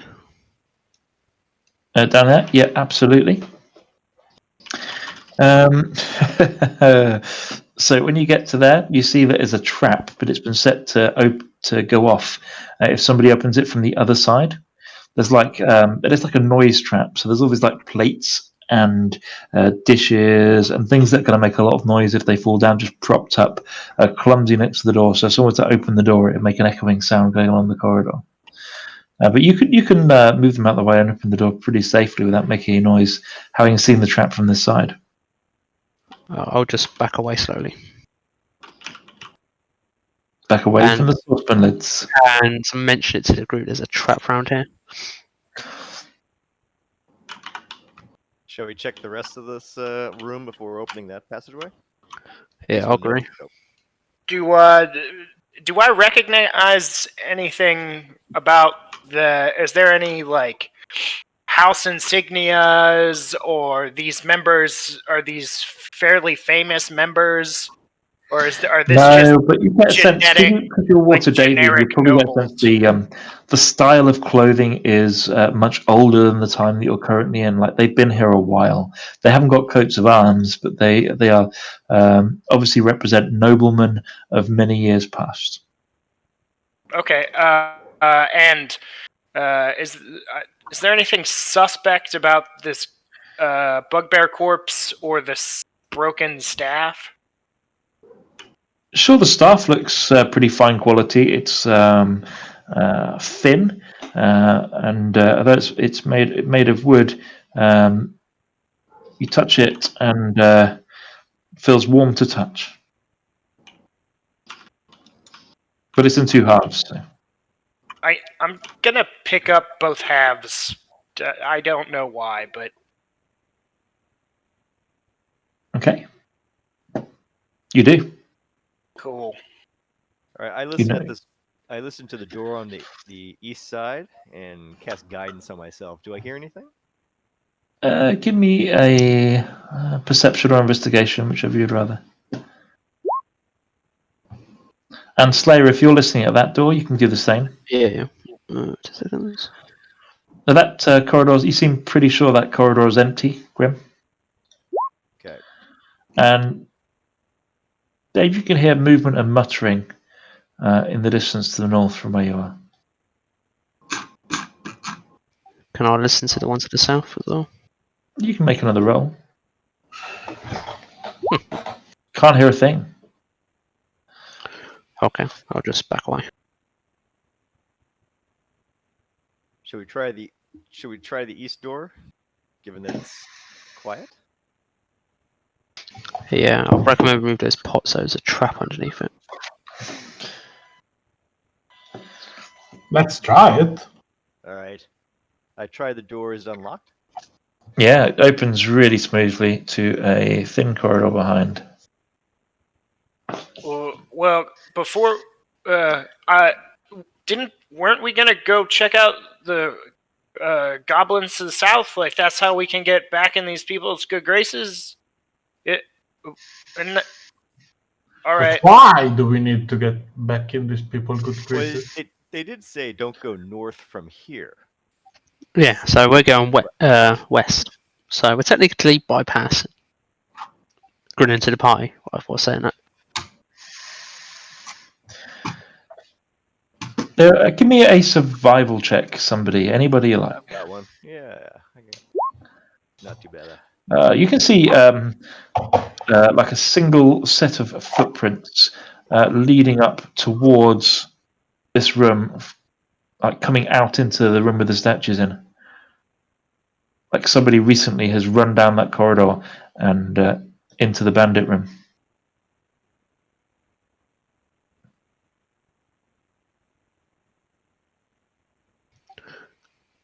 I looked at the group, so shall we find a room to bunker down in and do a long rest before heading on? Because we're all pretty banged up, I think. Sounds like a good plan. Yeah. Is that a long rest or a short rest? I'll just look at the group, long or short. I think a long probably helps. Why don't we go east here and see if we can find just a small room. West we can't go north. West sounds like there are folks. At least to the east, we might find a something secure. Or we could go down here, where it's a one corridor and it's got a trap, so it would alert us if there's anything coming that way. There's only one entrance. Post someone here. Yeah. All right. Ooh, shit. Yep. So you can see in here. There's like the reverse sound trap. Leif, over there, you can see there's the door to the north and door to the south as you kind of wander down that corridor. So I assume there's a. The trap can be easily disarmed without even a sleight of hand check. It's just a big pile of noise-making saucepan lids and clattering-looking objects. I search for any kind of edges of a trap door that might be around here. Sure. Next to. And you find they kind of both open together once you've kind of gone past the trap, and it opens up into a T-junction corridor behind. Okay. Well, I just close the door and set the trap back up.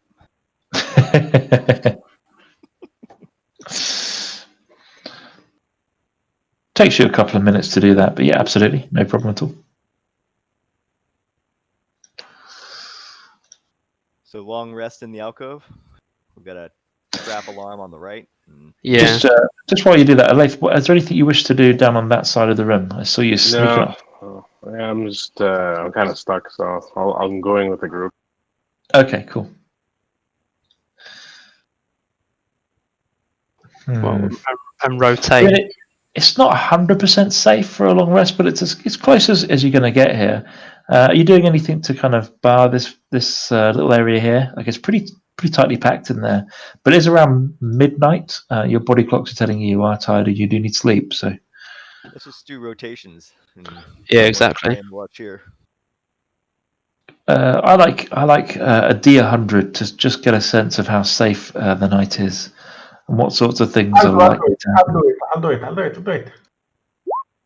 17. Oh, Okay, that's good to know. You can all take your long rest. cool.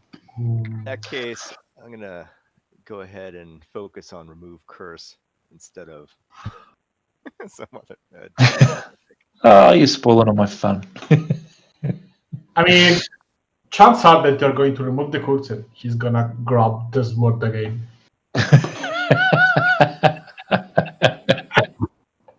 Is it a full rest? Do I heal up or do I use Yeah, hit die? you can heal up and regain half your hit dice if you spent them already.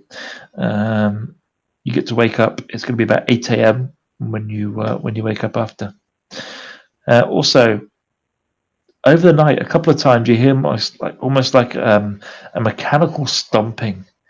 It comes from various parts. Sometimes you kind of hear it to the south, and it's almost like a whirring and a clank and like something metallic being dragged, like a stomping down the corridors.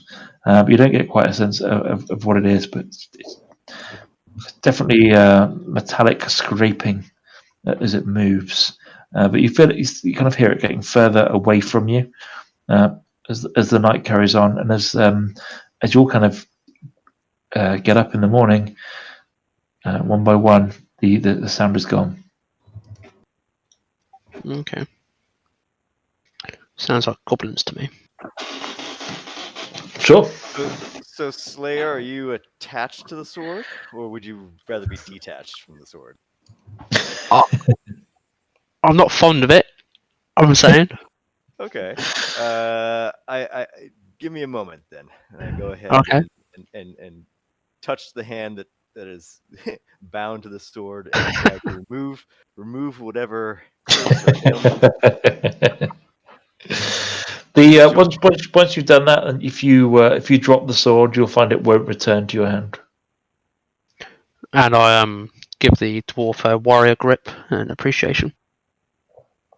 No worries. I assume we just leave the sword where it is. Yeah. Nobody picking up the sword? Fine.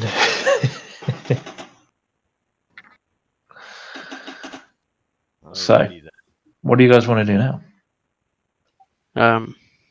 Head west. Do you wanna finish off this little eastern bit, since looks like it's Yeah, sounds like a plan. curves around down to the southeast a bit, heading the right direction, I assume.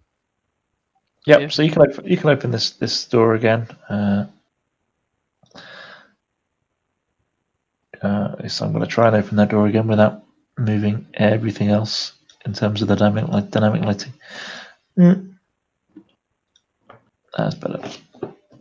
There you go. Should be able to get through there now.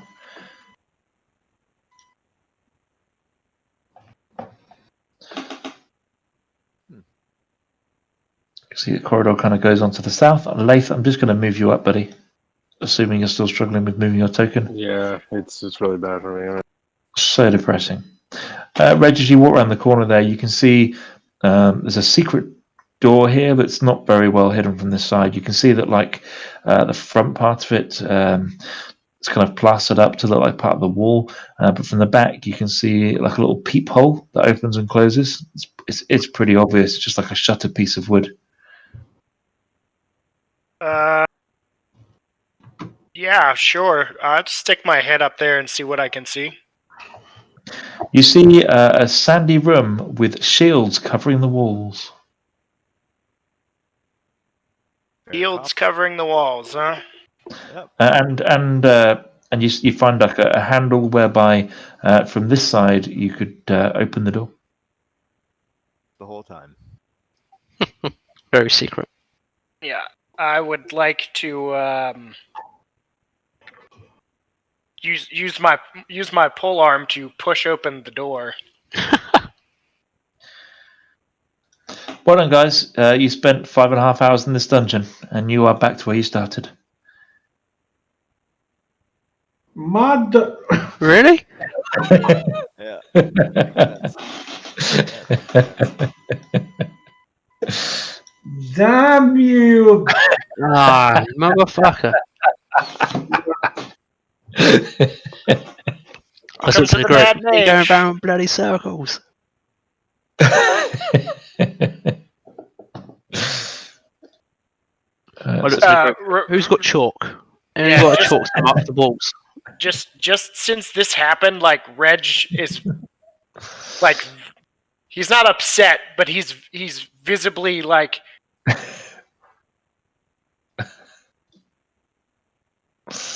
and just sort of slumps a little bit.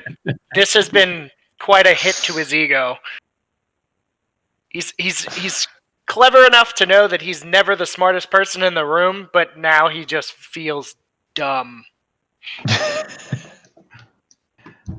And now winter is super big. Yeah, there's I mean, it's morning time. It's like sort of 8 a.m. If you shouted up, you could probably get somebody to lower a bucket. I'll talk to the groups. I'll tell the group, if I wrap that sword in cloth, we could sell some gold to the goblin. Not goblin, the gnome of the guild. Possibly. Would that work? Possibly. It sounds pretty dishonest. I don't know how dishonest you want to be to somebody who's paying us to be here. Well, you took the sword, right? You just wrapped it up, didn't touch the hilt. Is that what you're saying? Yeah, just wrap it in cloth. So Just hold on to it. Yeah, so I'm gonna run back, Matt, and take some of my fine clothes out of my backpack and wrap the sword. Yeah. Does it stick to me at all, or is it fine? Feels pretty good. And I'll run back to the group. You say you put it in your backpack? Or like having it underslung on my arm, but still wrapped solidly in my clothes. So no skins touching the handle or whatever. Okay. You do so. Just thought, lads, just a bit of gold, make our time in a circle, just pointing out. Worth it. Shall we proceed back to the column room and head south, maybe? Now that we know at least what might be down there. Yeah. I'm gonna guess that's probably going to be goblins.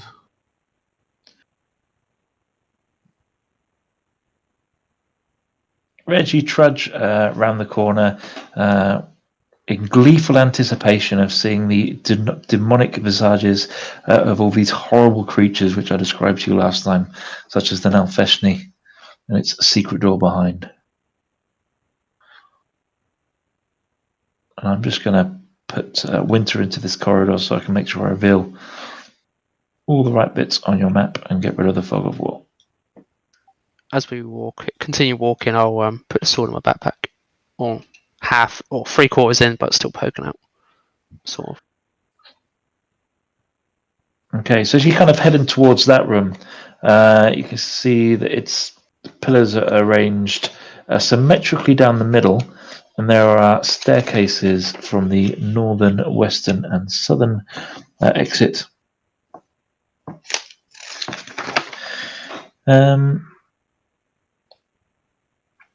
Yeah, I mean the pillars all look pretty identical. Or pretty identical. Well, some of them have looser stones than others around the base, and some look like they've seen signs of battle. Like yours aren't They the first. seem weirdly placed. Like, do they appear to all be structural? Because they don't look like it on the They map. seem more decorative than structural.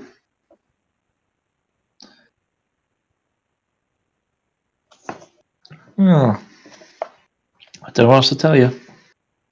You can spend some time investigating them if you wish. Well, using my since I have some stonework skill, Yep. looking at their placement, does it seem like they're structural or decorative?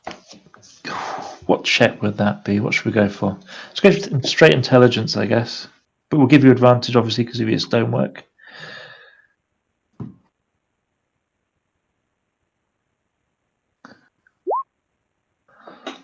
Oh yeah, you could remove all these pillars, and the 50-foot ceiling would not cave in. Okay. Yeah. I just make my way along the edge of the wall there, towards the south stairwell. So where you are, where you just walk past Slayer, there's some writing on the wall, like just here. Okay. And Reg, from where you are, you can see on the round of the pillar to the north there, there's like the skeleton of a giant constrictor snake coiled on the top half of this pillar up here. Skeletal? Skeletal snake, yeah. Can I? The writing is in common. You can read it. It says, "Certain death this way," with an arrow pointed towards the southern exit. It looks to be written as you get closer in some form of blood, because it's a classic for a reason. I'll just rub my hands in glee. It looks like we have a direction.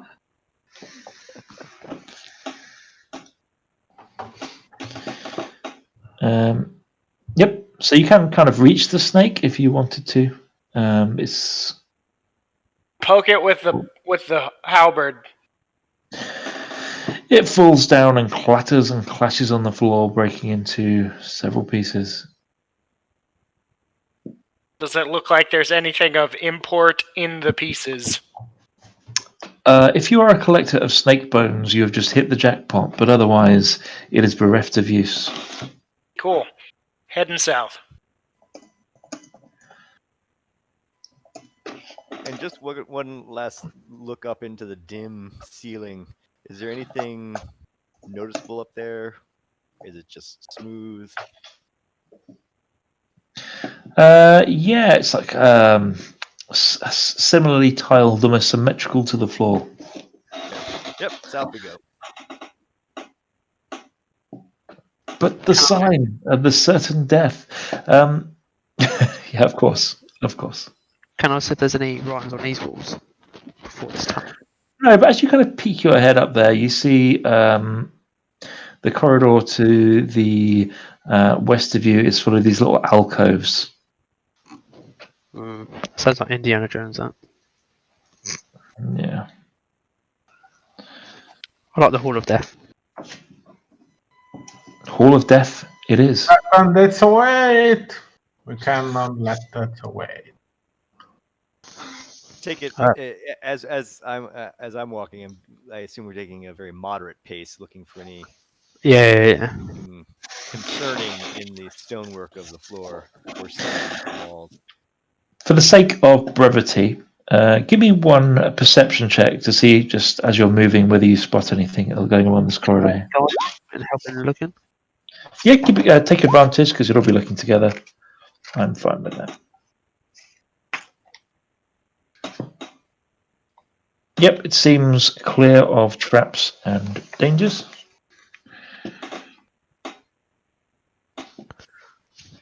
I just look at Grim next to me. It's a fucking long corridor. Yeah, it is. It is a pretty long corridor. But it kind of bends round to the west as you get to the bottom.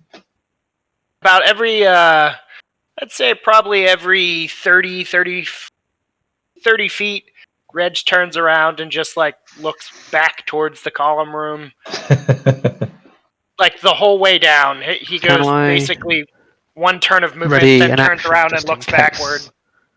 I've got you, Edge. I've got you. Before we head round the spawner. Yep. You can ready an action to do what? Just to react if there's any threatening, like, I don't know, like an arrow attack. Or something. I would like to ready the dodge action. I feel like you don't trust me, and you're right. There is a goblin as you walk around the corner, but it's dead. That's the good news. Okay. In fact, this goblin is not just dead, but its skull has been smashed in. Like it looks quite recent because it's not skeletal. It's just a dead goblin with a big hole in its head. There are also 3 pickaxes and 2 shovels on some piles of rubble, and you can see where it kind of opens up, where someone's obviously tried to like extend the tunnel here by building a cave of their own. Can I investigate the goblin body? See if there's anything on him. Give me a medicine check. Or medicine check. Oh shit, sorry. Yeah. Yeah, it's been dead, but you gather not for very long, like maybe dead less than a couple of weeks. Okay. Like it's not still warm, but it's also not showing any signs of decay. Go look, see if go up, straight, down the new tunnel. So yeah, it kind of bends round to the north again. It's like a little thing there. It looks badly made.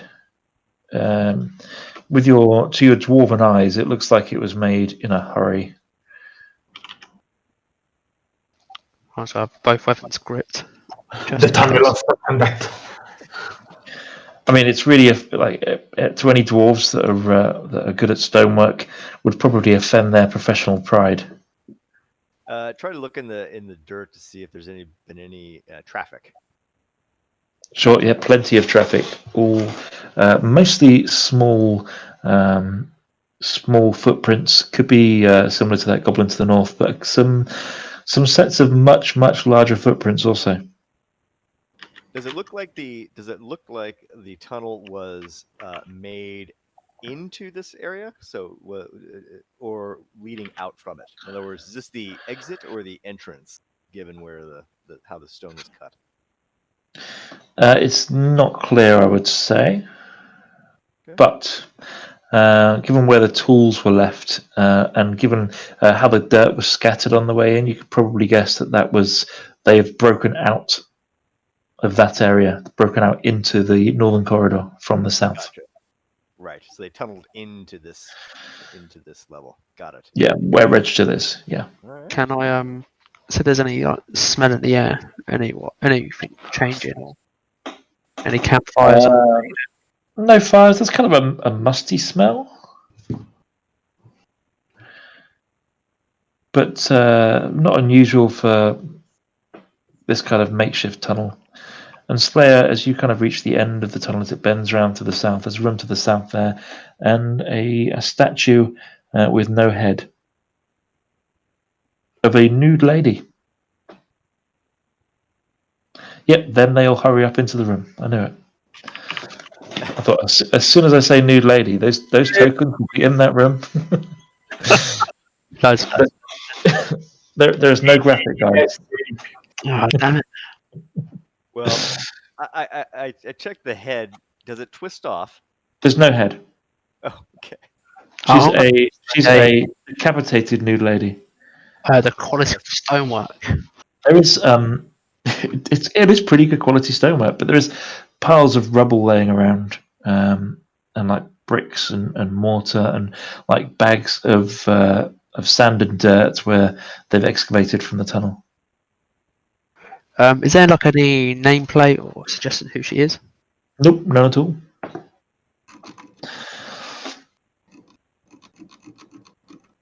And also in this room, you can see there are 2 exits to the east and west.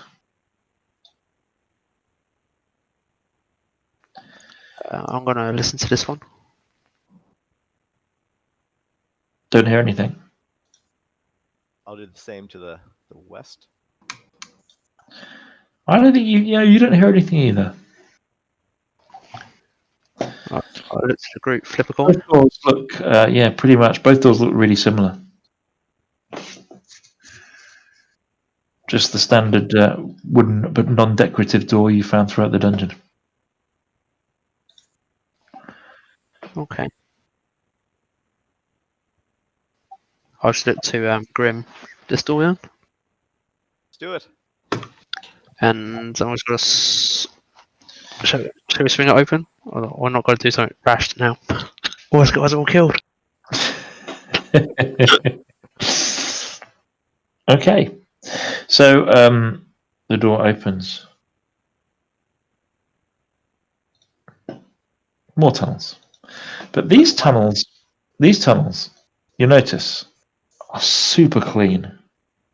There's 10-foot high tunnels, flat ceilings, and there's like where there was detritus and rubble on the floor in lots of other rooms. These are the cleanest tunnels you've been to, and also the whole tunnel is lit up by these beautiful candles, brightly flickering, and they are floating in shallow niches along the walls. So, like every kind of, you can see here, like every 15 foot, there's a floating candle, and the same heading south. Can I inspect the walls if it's Just a full question. quality? Like stonework, maybe? Sure, it seems really good quality. I should look to Wait, Grim, possibly wait. dwarf. I assume it's not the work of goblins based on our skill. Does it look like dwarven work? Oh no, this looks more like dwarven architecture, and dwarves of old. Like people have spent a long time on this. Okay, I'm gonna Yeah, sheath my designed to look beautiful. weapons and just walk around. Cool. I'm looking around, really, really interested, and try to like memorize all the hood cut part. The stone cut part. It's very easy to get lost in these tunnels. A lot of them are designed to look very similar. It is a maze aspect to this whole area. Grim, as you get around the corner, you can see the candles continue to the north, floating along the sides of the corridor there. Again, sparkling clean floors, like not an ounce of dirt. And it looks kind of almost eerily serene. Also, I've just had a PM. I'm happy to carry on for a little bit later tonight, but it depends what your commitments are, because we started a little bit late due to my technical issues. So I'm happy to carry on. Okay. If people need to go at 11, we'll call it after 5. So just give me an indication of what you guys want to do. Okay. I'm gonna have to go. Okay, so we'll give it 5 minutes, and we'll aim to finish at 11. I'll just look to Grim and whisper, shall I shout any dwarven folk here? So, See if shout out if there's any dwarven folk here, whisper to you before I shout out. I'm hesitant to shout. Maybe we just take a leisurely pace and not be threatening. Okay, I'll just. So there is a corner there, and carved into the back wall of that alcove is a shallow niche containing like a sculpture of another nude human. This time male, though. Does it have its head? This nude male is playing a harp. I'll look And lying on the floor above the alcove is a broken half of a long pole. It's like there's like this looks like this 6 foot of pole and like splinters at the end where it's broken. I'll look at Grim. Possibly not dwarves. It's too many Does, humans. it does look like there's an inscription at the base of the statue. I'll see if I can read the inscription. It says, "Gaze upon me with bronzed visage, and many secrets I shall reveal." Are you reading it out loud or in your head? I'll read out loud because I'm not intelligent. Literally, as you finish reading it here, yeah, and then nothing. Like echoing down the corridor. That doesn't sound nice. I'll say it's a room. Our dwarven halls weren't littered with human statues, I'll tell you that. Yeah, I'll agree. I will type out the message into chat in case anyone wants to make note for the Trello.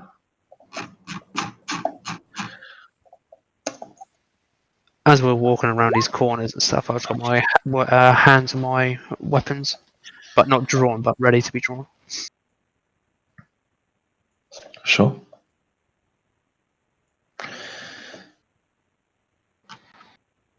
And you arrive at a like a door to the south. Candles still floating around.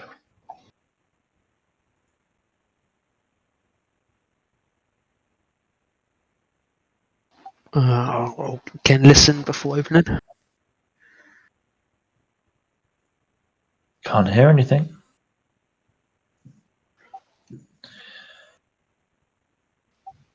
I'll look to the group. Anyone sneaky? A little bit. I'll step aside and let him through. Okay.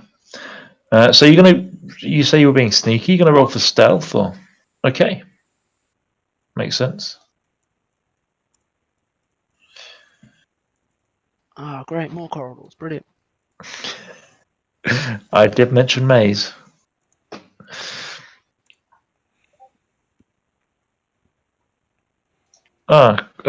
Christian's back. I might as well bring him in. I'll look up and down the corridors, see if there's any of that same sound we've heard, that cackling. No sign of that as you go to the south. But give me a perception check, somebody.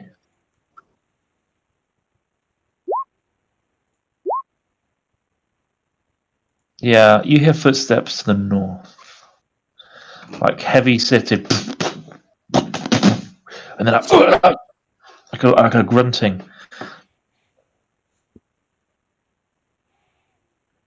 To the north along that corridor.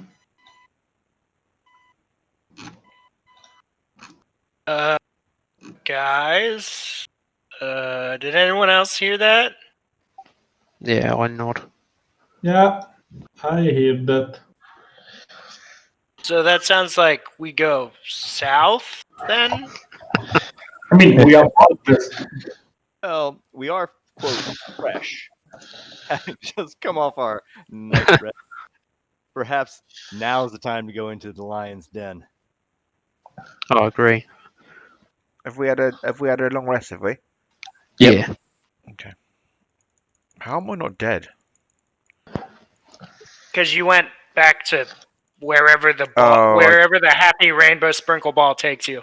Oh, okay. So you went into as you kind of touched the pearl, you ended up in some quite lush lodgings. Actually, you were like in this bedroom with silk sheets and this like beautiful china tea set, but the door was locked. So you just kind of made the most of your time to relax. I was in heaven. enjoy some rest. Shall we line up for the trek north and call that the starting point? I agree. Fine. Bringing up my weapons. Psych Yep. myself up.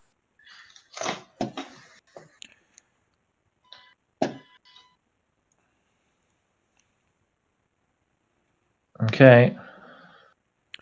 So what happened in the room anyway with the fake vampires? What happened? Can I peer around the corner? You do, and you see to the northeast several large-looking creatures that look a bit like that. Okay. So like a And but as they see you, they are just going to turn and leg it. You just see them disappear up this corridor here like a full pelt. Come on! strange. Trap maybe? Give chase. Absolutely. Do you ever see a dwarf run? That'd be bizarre. So you've got till next session, I think, to decide what you do, because I think it's 11 o'clock and people have said they needed to go. So we will call it there. Good time to end it. All right. Well done, everyone. Dave, your negotiation has nearly destroyed the group again. My negotiations top notch. I liked how Reg tried to reel you in afterwards.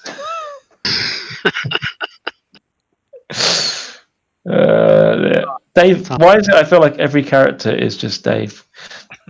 It's just me, man. I don't take no shit. Oh, dear. And Howard, thanks for that. That was some good heel butting. Yeah, good. I'm glad I could be helpful. Like literally, I think if you weren't around, Slayer wouldn't have made it past session 2. True. Fact. Aim to please. Time. It's all borrowed time, is what it is. So, in terms of like my next, our next voyage into streaming, learned a couple of lessons tonight. Lesson 1: pray harder that my roll 20 doesn't fuck up for the first hour. That's blimmin' annoying. And then I think what I've done as well is I deleted Christian's token when he disappeared, because he's on the stream. The stream has probably been like a black box for most of the session. I've just checked it and it seems to be okay, but we'll have to have a look. It's fine. What it is. All these mistakes, that we will learn as we do. Best way. Early bugs, mate. Early bugs. Yeah. All I would say is if you want to be on video, just get on a little bit earlier so that I can fiddle about with the video Discord screens. Just makes it easier. Yeah. That's good. Anyone got any questions following tonight? Just have a little think before next time about whether you want to give chase to the bugbears that are legging it along the corridor. Consider the importance of the inscription on the statue that you saw, why the dead goblin might have been there, what the pillar room might have been for, what could those alcoves have been in the room to the west of the pillar room, why on earth would anybody curse a sword to come back to your hand, why would a statue point towards a sewer with their hands, and why on earth didn't the bandits kill you when they had a chance? Mate, I'm so lost in this dungeon already, I forgot. This is level 1. Did we take that random statue's head? No. Okay. I don't believe didn't find a head. Right. No, I mean from the toilet room. The head that unscrewed. No, you screwed it back on with a little candle in it, made a little light, and you kind of left it glowing like a jack-o'-lantern. Cool. Was that made out of metal or stone? Stone. Okay. But like the screw thread would have been kind of metal inside the stone. You sound like you have a reason to ask that significant question, or are you just writing notes? We walked by a headless statue. Oh yeah, nice. and we found a statue that's head came off. That's interesting. Yeah, I don't know how long I can play a dumb character, Matt. I don't know if it's gonna pan out for me. Am I going to need to kill Reg in session 3 so he could be who my knows? mage? Who knows? Who knows? Blue We'll see what guy. happens. Got the blue guy. Blue Right. guy. Cheers, boys. Okay. Cheers, everyone. Yeah. It's been fun. All See right. you next very week. Cheers. Peace David. out. Later. Praying for better connections around next week. Yeah. Yes, for sure.